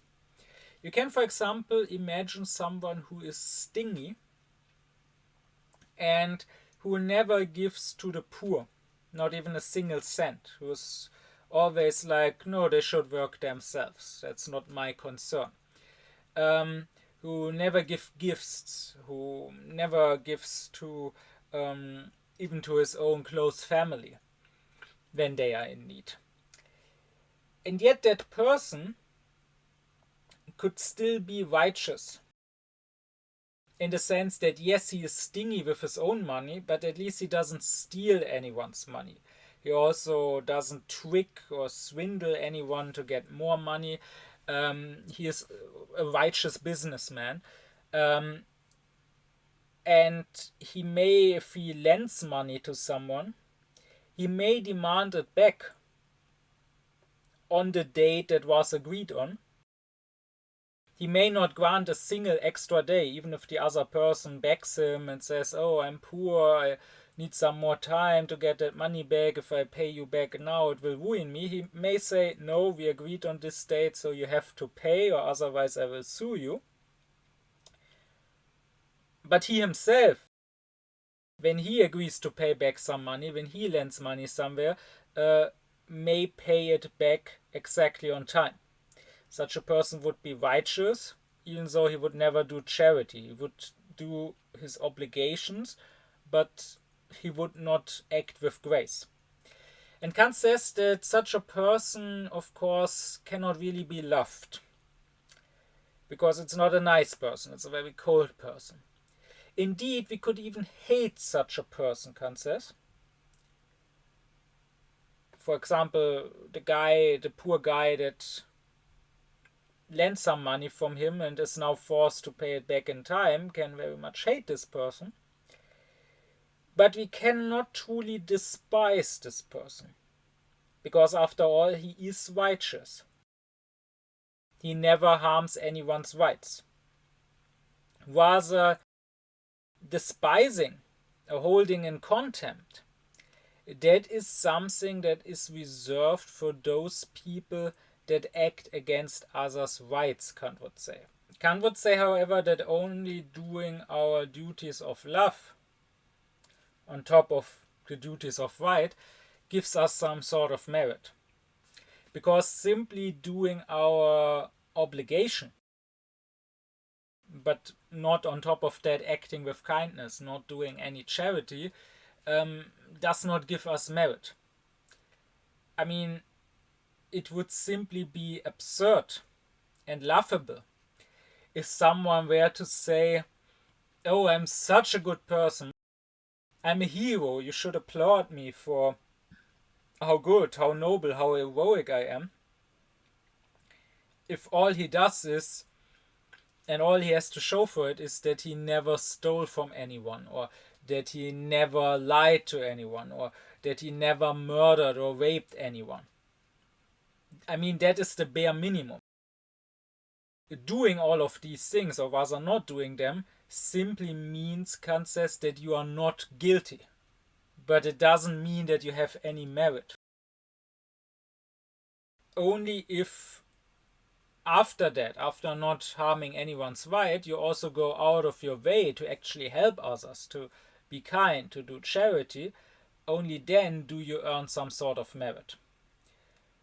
I find that an important point, because I have absolutely met people who think that they are very good people and who get easily offended when you question their goodness, simply because they are decent, respectable people who basically have never broken a law, who have never murdered anyone, and that is really not such a high bar. I mean, congratulations if you meet at least that bar, but it does not make you a particularly heroic person. However, Kant would also say in other points that for us there is no merit at all in morality, because you can only gain merit for doing more than you ought to do, more than is your obligation. But the good is precisely defined as that what we ought to do. Whatever is good is something we ought to do. And if we don't ought to do it, if it is not our duty, then it's also not good. And then it also cannot gain us any merit if we do it. I will stress once again that to Kant, not only the perfect but also the imperfect duties are duties. And merely doing your duty is not a heroic deed. Which is precisely why Kant says that if we go to heaven, and I will get more into that when I get to his philosophy of religion, if we go to heaven, it will be thanks to God's grace and benevolence, and not thanks to God's justice. Because the just thing would only ever be to either punish or to not punish, but not to reward. A just judge does not reward. He just says you are guilty, therefore you get punished, or you are not guilty, you are innocent, you fulfilled your obligations, you didn't harm anyone's rights, therefore you don't get punished, but you don't get rewarded for simply doing your duties. The reward comes from God only insofar as he is more than simply just, as he is also graceful and charitable. And therefore, when Kant says that we gain merit by doing the duties of love, this is not true in the strictest sense, this is not true in an objective sense, this is more true in a subjective sense. That is, in the eyes of other human beings, we may gain merit. Here we may even appear as a hero if we have done lots of good deeds, if we have donated lots of money, if we have worked hard, volunteered to help others, if we have been an activist, if we have even risked our lives to help others, we may therefore be loved and applauded by others. But objectively, in the eyes of reason, in the eyes of God, we still have done not a single thing more than what is our duty. That is also why I would disagree with Kant when at some point he says not doing the duties of love does not make you directly guilty. It just means that you have no merit. Surely you are guilty when you violate the duties of rights, when you, let's say, murder someone or steal. But I would say that if you see in front of you someone having an accident and you just walk by, and now that person bleeds to death, it's not just that you didn't gain any merit, you also gained guilt in this case. But anyways, there's not just righteous people that are without any charity and kindness. There's also the opposite, and it is much more common. Kant speaks about it often. There are people, he says, who are friends to everyone, who are always kind and helpful, but who never truly have reverence for others' rights, who never do their actual obligations. They give you the cherry on top, but they don't give you anything that is actually below the cherry. So such people might be very giving and might constantly donate money, let's say. But if they actually lend money from you, they will not pay it back in time. Maybe precisely because they have given it away. They, on their way to give it back to you, they saw some beggar, and without thinking, they gave the beggar the money. Even though they promised to give it to you today, and you counted on that maybe, you needed that maybe, but even if you didn't need it, it's simply what they were obliged to do, and they didn't do it. Or they may always be there if you need somebody to talk. They may always try to help with advice, with being there for you. But then they have no regard for secrets, and they will mindlessly share with others what you have told them. And such people, Fichte would call them heroic characters, because they want to be heroes, right? They want to not just do their obligation, not just revere others' rights, but they want to be more than they want to do more than their obligation. They want to be actual heroes. And such people actually hate the moral law. They hate rights. Because rights are something that obliges you.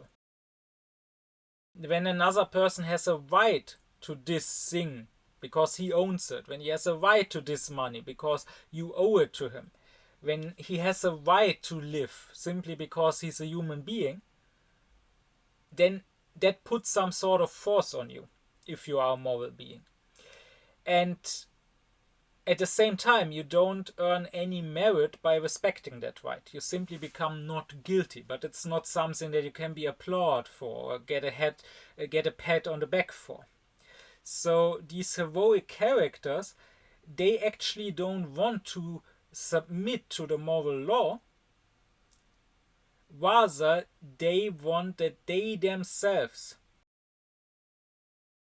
with their own arbitrary choices, with their own private will, so to say, are the only lawgiver. They want to themselves determine, as this specific empirical individual, this homo phenomenon, what is good and what is bad. And good is whatever they do, and bad is whatever others demand from them. So such people can at the same time be very giving, but get very angry and accuse you of being small-minded, when you actually demand anything from them, no matter how rightful that demand is.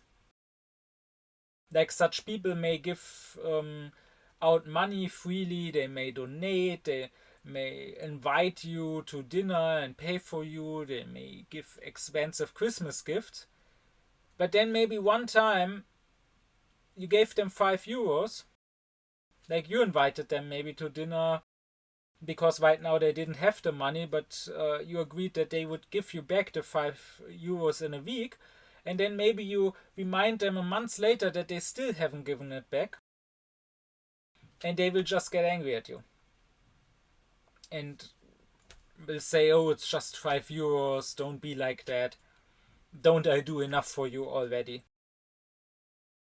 And such people are absolutely despisable and contemptible.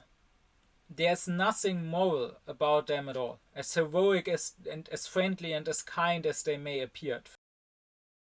And such heroic characters, because once again, they hate the moral law, they hate human rights, they hate being reminded that they themselves are not the highest authority, that morality is not about their arbitrary choices to be good, to be kind, to be gracious, but rather that morality demands things from them, that morality obliges them. That is why they hate being criticized. I've often experienced this, that when I talk to such people, and let's say I remind them how their consumerism, how them buying useless things, how them flying on vacation, how that actually actively harms people, how they take part in oppression, how they take part in genocide, how they take part in the destruction of our living conditions through the climate crisis, how they angrily respond with, oh, but I donate 5% or 10% of my income every month to good causes. Do you do that? Or recently there was this earthquake or whatever. I donated €200. Have you donated that much to it? Or once, many years ago, I witnessed someone in winter breaking into the ice in some lake, and I pulled him out and saved his life. Have you done that? And now I may or may not have done that.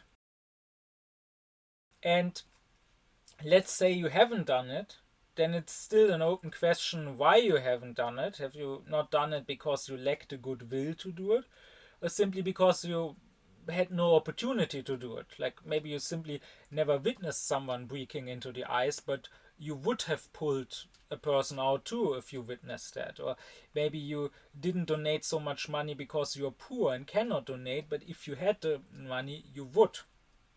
I remind you, I talked about this in a previous lecture, that to Kant it is the goodwill that counts in morality, not the actual actions and their consequences. But be that as it may, even if it were the case that you have not done such heroic things, spending lots of money to the victims of an earthquake, pulling someone out of an icy lake, maybe what you have done is not actively harm anyone's rights, not overconsume, not fly around, not buy things that you don't need, not participate in exploitation or in the destruction of the environment. And that is worth much, much more, Kant would say. He would say that one single misdeed that harms someone's rights completely annihilates all good charitable acts that you may have done. They all are worth less than one time respecting someone's actual rights. However, Kant also acknowledges that usually people see it the other way around. Usually people will see such a heroic character as actually heroic and will applaud him, and will not allow such a person being criticized by someone who does not have such heroic acts to show for, no matter how righteous that critic may be. Because generally, Kant says, people hold action in higher esteem than inaction. Nevertheless, he says a person is worth much more that has never committed a crime than a person who commits many crimes and then compensates them with even more charitable acts. And it says a lot about a thinker, about a philosophy, about an age, what type of morality they value or they preach. In his own day, in the 18th century, in this time of sentimentality, of the teaching of the moral feeling, the moral sense theory, Kant very heavily criticizes that moral teachers, that preachers, that poets, that educators of his age try to appeal to people's feelings of sympathy, of compassion, of magnanimity, of grace, of charity, of benevolence, that they try to appeal to people to be heroes, in other words, when Kant says they should rather stress the importance of human rights and of actual duty and obligation. They should not say, oh, help someone because it would be a graceful act, because you should have compassion, go be a hero. Rather, they should say, help someone because it is your duty to have reverence for his humanity and to support this humanity. And because if you don't do it, then you must be despised. Then you are worthless. Then you are not worthy of being called a human being. Kant wanted the educators, the preachers, the poets to stress a morality of manliness and virtue, to stress a morality that is about actually having reverence for the rights of people, that is about actually doing your obligations and not trying to be a hero or anything. Not making it about yourself and you being so great, but making it about the moral law and what it actually demands from you. And Kant even says that wisdom, and I said in the lecture on what is wisdom, I explained already there that it is a practical thing to Kant, that it is mainly about morality.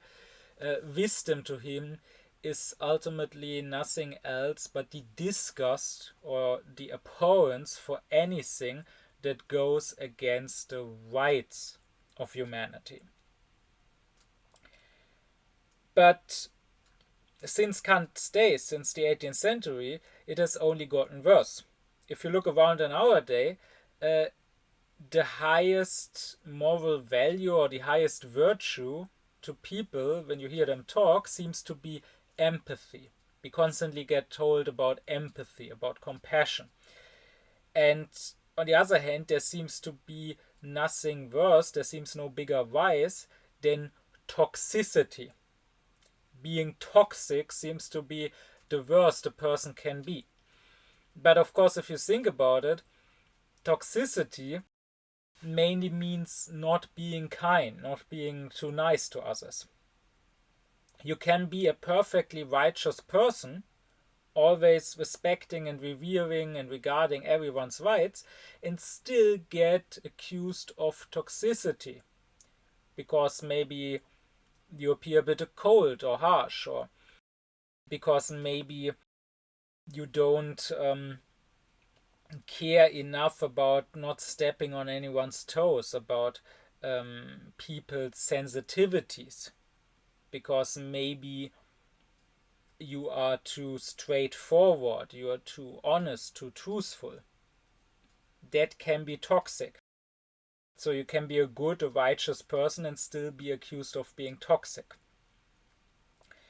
And nowadays, morality is usually so much so equated with empathy, with compassion, that people cannot even imagine any other kind of morality, which of course also leads to many misinterpretations when they deal with other kinds of morality, when they deal with philosophy. I mean, just think of how they keep misinterpreting Nietzsche, who is very much against the morality of compassion, to be sure, but people misunderstand him and think that he is against any sort of virtue, which he is not at all.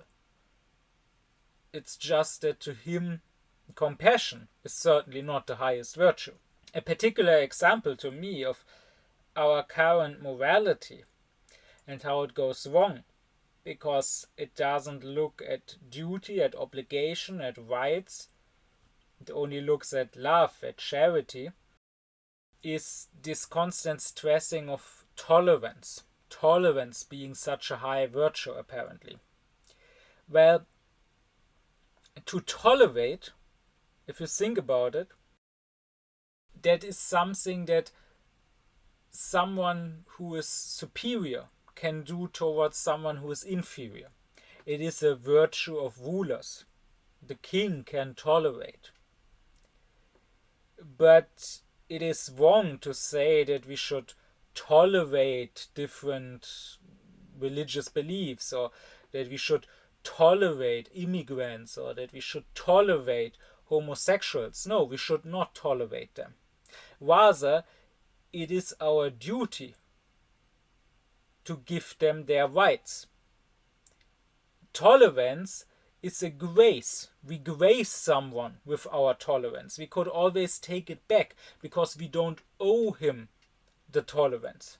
But we do owe it to people to let them believe what they want, or to let them love who they want. It's not an act of tolerance. And the left has done itself a disservice by stressing that it is about tolerance. Because once you make people believe that, let's say, people of other faiths don't have a right to their faith, that homosexuals don't have a right to their sexuality, we just tolerate them because we are being nice and kind, then it is perfectly reasonable for some right-wingers to say, well, I don't want to be nice and kind. I don't want to tolerate. If it's up to me, if it's just an act of grace, then I withhold my grace. Maybe I have my reasons for that. Maybe it turns out that the tolerance leads to bad side effects or whatever. No, what we should have told them is that it is their duty, that it is not an act of tolerance. Kant actually applauds the Prussian king at the side, Frederick the Great, Frederick II, who wanted to be an aufklärt monarch. He applauds him for, as Kant says, putting away with the arrogant name of tolerance and acknowledging that it is his duty to accept any sort of faith in his realm, in Prussia. Now, that is not to say that Kant is completely against tolerance. There is a place for tolerance, but it belongs to the duties of love, not to the duties of right. Tolerance to Kant means that I allow other people some missteps, that I allow for them to be tactless sometimes, that I allow for them to be imperfect, and I won't immediately and harshly judge them for it or even hate them for it. I will overlook their small missteps. That is an important virtue that has its place, but it should not be confused with actually having reverence for people's actual rights. So, if my neighbor is being loud late at night, I don't know about your laws, but at least here in Germany you're not allowed to be loud past 10 p.m. So You cannot have your washing machine running or your vacuum cleaner or whatever. You cannot listen to too loud music that might disturb others who might want to sleep. So if my neighbor is loud that late, that is something I can tolerate because I'm a kind person. I can say, okay, let him have his music. It is maybe 1 minute past 10. I could call the police on him. I won't do that. I will let him listen to his music another hour. I don't want to go to bed right now anyways. That is tolerance. But if my neighbor has another face than me or another sexual orientation, it's not a matter of tolerance. It is simply my duty to let him be, to give him his freedom and to not take away from his freedom. And I find again and again that exactly those who talk about tolerance, exactly certain leftists, often turn out to be the most intolerant. They are not fine with people being righteous, with people having reverence for others' humanity, with people accepting everyone as he is. No, they also need people to conforming to certain rules of speech, for example. So they are not fine with someone not being racist and accepting black people as they are. No, they also say you mustn't say the N-word. They are not fine with someone accepting Roma people as they are and not being racist against them. They also say you must call them Roma or Sinti. You must not say gypsies. Well,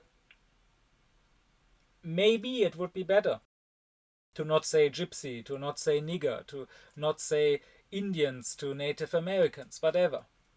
We could discuss that. But if someone uses such a word and is a person who is not racist, is a person who treats everyone the same, then even if it is a bad word, we should be able to tolerate this use of the bad word. We should be able to overlook this small misstep and not directly, immediately jump on that person and treat him like he's the worst human being ever. We should reserve that for the actual racists. But as much as our time stresses the importance of empathy, of tolerance, that is, of everything that belongs to the imperfect duties, the perfect duties, the rights, the actual direct obligations that we have, that's something our time cares about very little. And not only does it care about it very little, there's also often, when it comes to rights, they are treated very mindlessly. There's often a very simple-minded confusion between what is and what ought to be. That is, there's this positivism. That is, people just go with whatever happens to be the laws of the state or the norms of society, and they treat that as if those are the rights that humans should have, and they don't ask, are things actually right as they are? Kant is already aware of that, and he says that some things are right or just even though nobody does it, and other things are not right, are against the human rights, are unjust, even though everyone does it. And that is a very important remark of his. That was true in his time. That was certainly true in the time of the Nazis, when everyone participated in killing the Jews. But that didn't make it right. But it is still very much true in our time. So many things people don't think about, people take for granted, are actually not right. And so many things that might be right are not done or are not even allowed. So, for example, here in Germany in the last years, in the climate debate, the right-wingers, the right-wing liberals, libertarians, they have been screaming about Verbotspolitik, the politics of prohibition. That's what they accuse the leftists, the Green Party of, that they constantly want to attack people's freedom, that they constantly want to prohibit things. But they talk about this when it comes to flying or driving cars or eating meat, and they say, oh, you can't prohibit this, which, by the way, no one tried. Not amongst the leftists or the Green Party either. But that's another story. They act like somebody wanted to prohibit these things. You can't prohibit this. This is our freedom. And Verbotspolitik, politics of prohibition, has become this nasty word. No one wants to be accused of it. So no one dares, including amongst the leftists, to try to prohibit anything. But if you think about it, politics of prohibition as such is not a bad thing. In fact, politics should prohibit things, and nobody complains about the politics of prohibition when it comes to murder being prohibited or raping children being prohibited. Somehow we find politics of prohibition fine when it comes to that. So apparently it is not prohibition as such which is a bad thing. Injustice, harming the rights of others, should be prohibited. And also, there are other things that are prohibited where also you don't hear these right-wingers complain, even though there is no rational reason why it should be prohibited. There is prohibitions for various drugs. There is the prohibition of incest. There is in most parts of Germany the prohibition for women with hijab to work as teachers, which is unconstitutional. There have even been rulings about this. It's not just my opinion. It's unconstitutional. But since we don't really have the rule of law here, it is still in place. And somehow you don't hear these right-wingers complain about the politics of prohibition when it comes to that.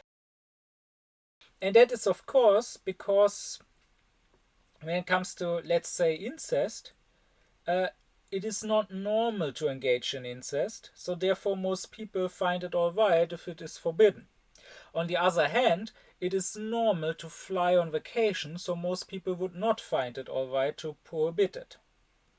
But what should and shouldn't be prohibited should not be judged by what happens to be normal in a particular society, because injustice can very much be normal, but rather it should be judged by reason. We should ask, is this an action that attacks others' rights? Then it should be prohibited.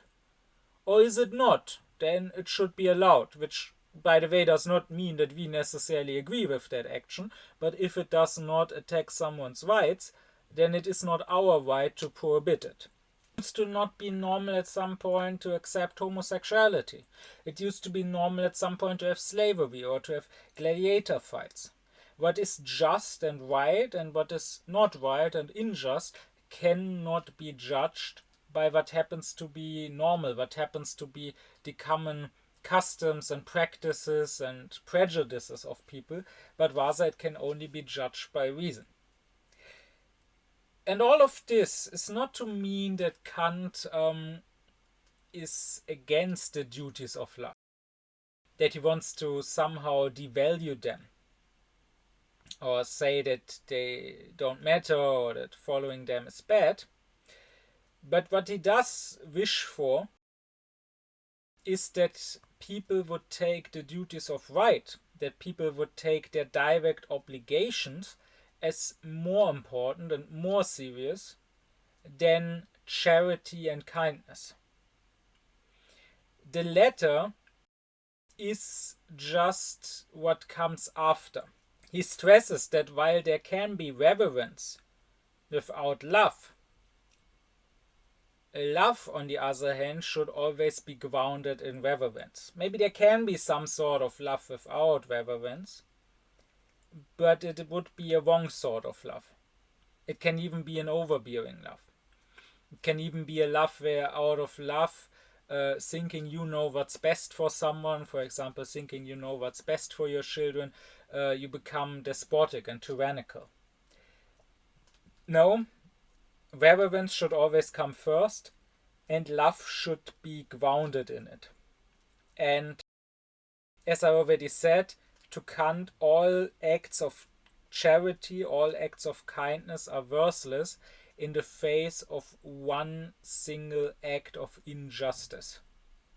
So he wishes for people to first try with all their power to be righteous, and then on top of that they can also try to be kind. And that kindness, that charity, that grace is only really needed to help there where righteousness is not enough, because the world in total is not righteous, is not just enough. Because if everyone was good, if everyone was just, then charity would not even be needed. Then there would not be any poor people, for example, that need my charity. So Kant recommends to be righteous first. He even recommends to sort of overstress righteousness. So even the duties of love should be ideally taken as duties of obligation. Even acts of charity should be treated by myself, and also when I teach others morality. For example, Kant recommends this when we try to teach morality to children, that even the acts of charity should be treated as if I was just doing my obligation, as if I didn't act out of grace, but just gave the other person what I owed him. And Kant says this is good for both sides, because for the poor person who gets the charity, it helps with his self-regard and self-respect, self-reverence, because if I make him feel that this is an act of charity, that he is dependent on my grace, on my kindness, then he may lose self-respect, and then he may start to beg, and he may start to try to get on my good side, and he may degrade himself trying to please me so that I keep giving charity. He can have more reverence for himself, he can live with more self-respect, with more dignity, if I don't make him feel that this is charity, but like I owe this to him. And on the other hand, for myself, this prevents me precisely from developing this heroical character. This prevents me from moral arrogance, thinking I'm such a great person because I'm so charitable. No, I can thereby humble myself if I keep telling myself, this is not really charity, I'm just giving the other person what I owe to him. But most of all, this way of viewing things is simply the right one. Because we live in a civil society, and a civil society is built on injustice, Kant would say. And he says at some point, one can share a part in the general injustice despite not doing an injustice to anyone, according to the civil laws and institutions. Since the civil society is built on injustice and exploitation, here we have every single one of us, no matter how righteous we are in our personal life, we have much more obligation. We owe much more to other people, particularly to the poor people who are less well off, than we would in a natural state where there was no such civil society. Kant says that some are so well off is only thanks to others being less well off.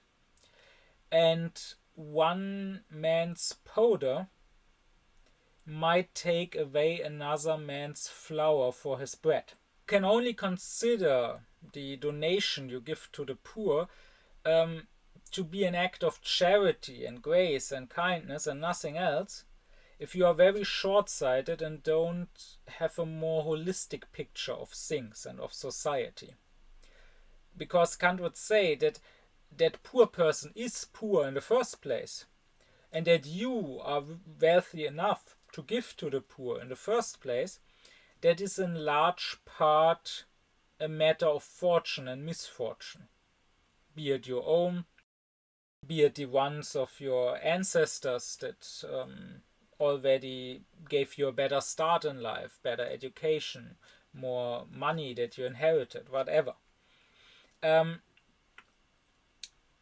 Kant is still free, pretty much entirely free, of the ideology and prejudices of the 19th century, the capitalist ideology according to which everyone could get from dishwasher to millionaire, and according to which it is just a matter of how hard you work, and therefore if you are rich, this is your own accomplishment, and if you are poor, this is your own fault. Kant doesn't have these prejudices yet. He often stresses in his lectures that nature has provided enough for all of us. And I mean, of course, he lived in a time when there were way less people on Earth than now.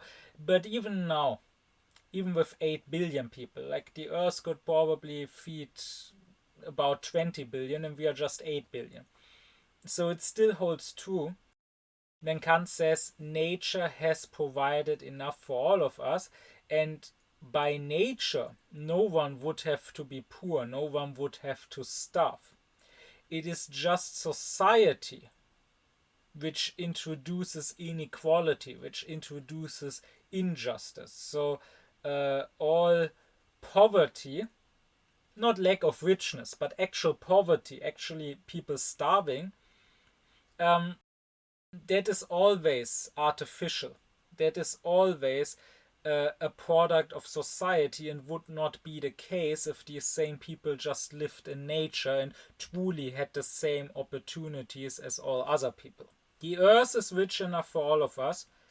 Poverty only exists because some people take too much. And since taking too much is an injustice, means actually violating people's rights, when those same people or those who profit from it then do some charity, that is really less than the bare minimum. And that is really not something to be applauded, because once again, they just give back a small part of what they owe to others. And with these sentiments and reflections, Kant is ahead of his own time, because it is only after his death, it is only in the 19th century that the modern concept of society is really born. It is therefore the 19th century which starts talking about sociology as the study of society, about socialism as maybe a more social, more just way of organizing society, of the social question. This didn't exist yet in the 18th century. But Kant is not just ahead of his own time, he is still ahead of many people of our day. Today we are used to usually consider morality as an individual thing. That is, we look at the isolated individual and how he acts towards others. We often don't consider the bigger picture. So surely if an individual is stingy, let's say, and despite being well off does not give money to the poor beggar, we may say that that person lacks love for his neighbor, that that person has no grace, no kindness, that he is not such a good person. But Kant stresses that such a person does not only not give to others, if he is stingy, he actually takes from others. Because if he collects and amasses money, he basically takes it away from others. He takes it out of the economic circulation. And I mean, he could use that money to invest. He could use it to buy products that would then need to be produced by others. He could thereby, with his wealth, actually create jobs, create incomes for others.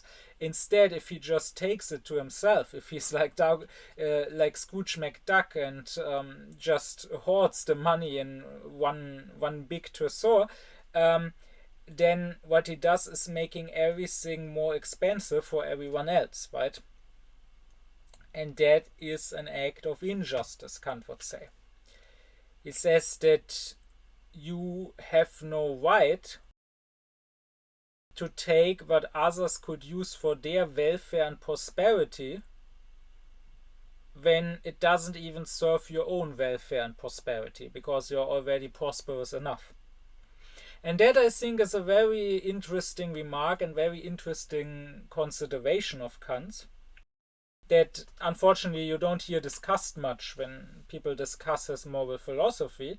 But from that, if we take it seriously, could follow a lot of interesting things, let's say, for current political debates about taxation of the rich, or about maybe a limit, a cap on how rich you can get. But those are things that could follow from Kant, not things that Kant himself says, so I will not get into that here. What I will say before I finish this off is that Kant says about the sentiments of his own of the 18th century, where virtue is praised so much and rights, justice are ignored so much, that he says about this something which kind of reminds you of Adorno's statement that there is no right life in the wrong. That is, Kant says, there's always so much talk about virtue. However, one first has to end the injustice before one can be virtuous. One has to end leisureliness, luxury, and everything which oppresses others through elevating me, so that I won't be one of all those who oppress their kind. All virtue is impossible without this decision. It really is a shame that this aspect of Kant's moral philosophy is not stressed more, despite him himself being very clear about it, because it is very relevant, not just to his 18th, but to our 21st century.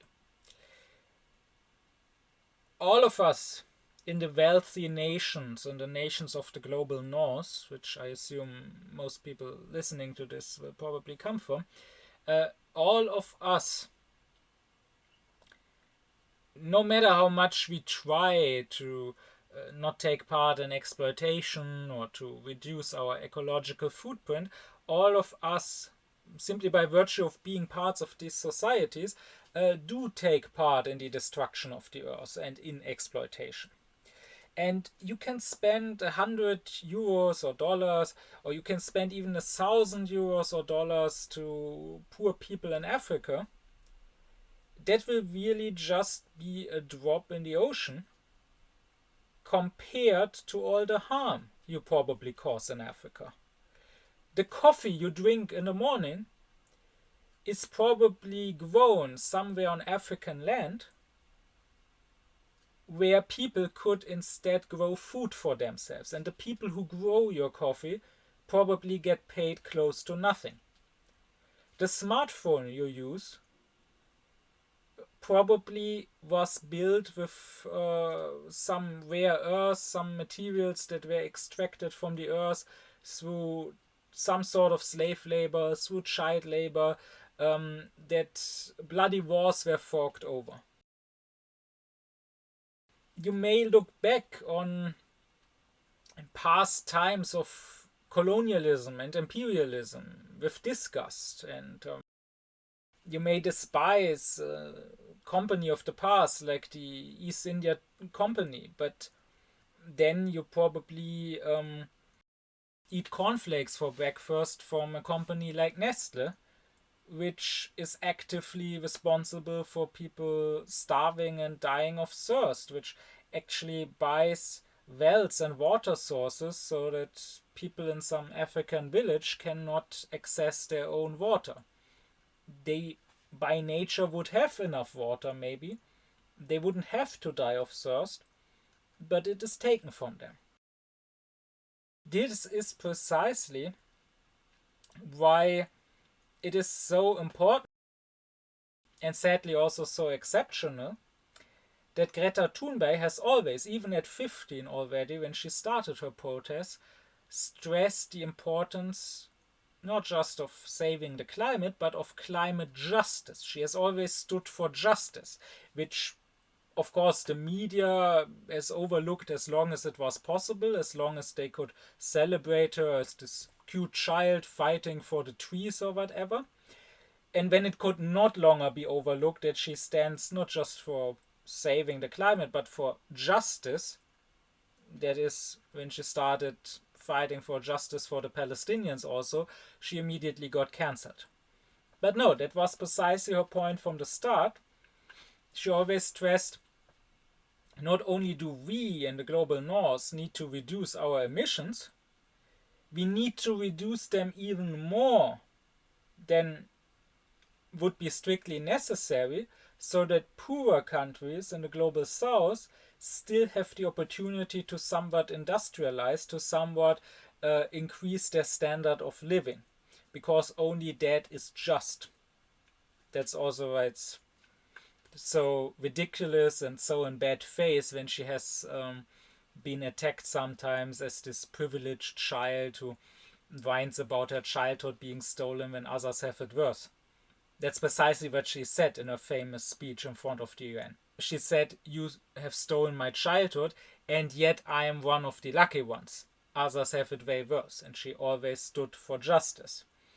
And so once again, I've always already referred to her in some of my previous lectures, she, more than probably anyone who's in the public sphere right now, very much exemplifies, whether she knows it or not, this Kantian morality and its spirit.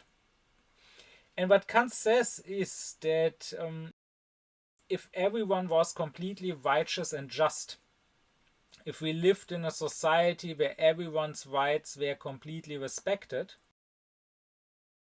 then there would hardly be any need for grace, for charity, for kindness, because then the only causes for misfortune, for unhappiness, would be like natural catastrophes or sicknesses befalling people, Kant says.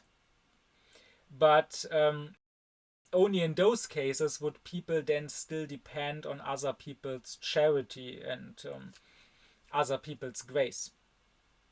But there would, if everyone was righteous, and if everyone just did their duties of obligation, not even their duties of charity, then there would be no one that is poor and that even needs this charity under normal circumstances.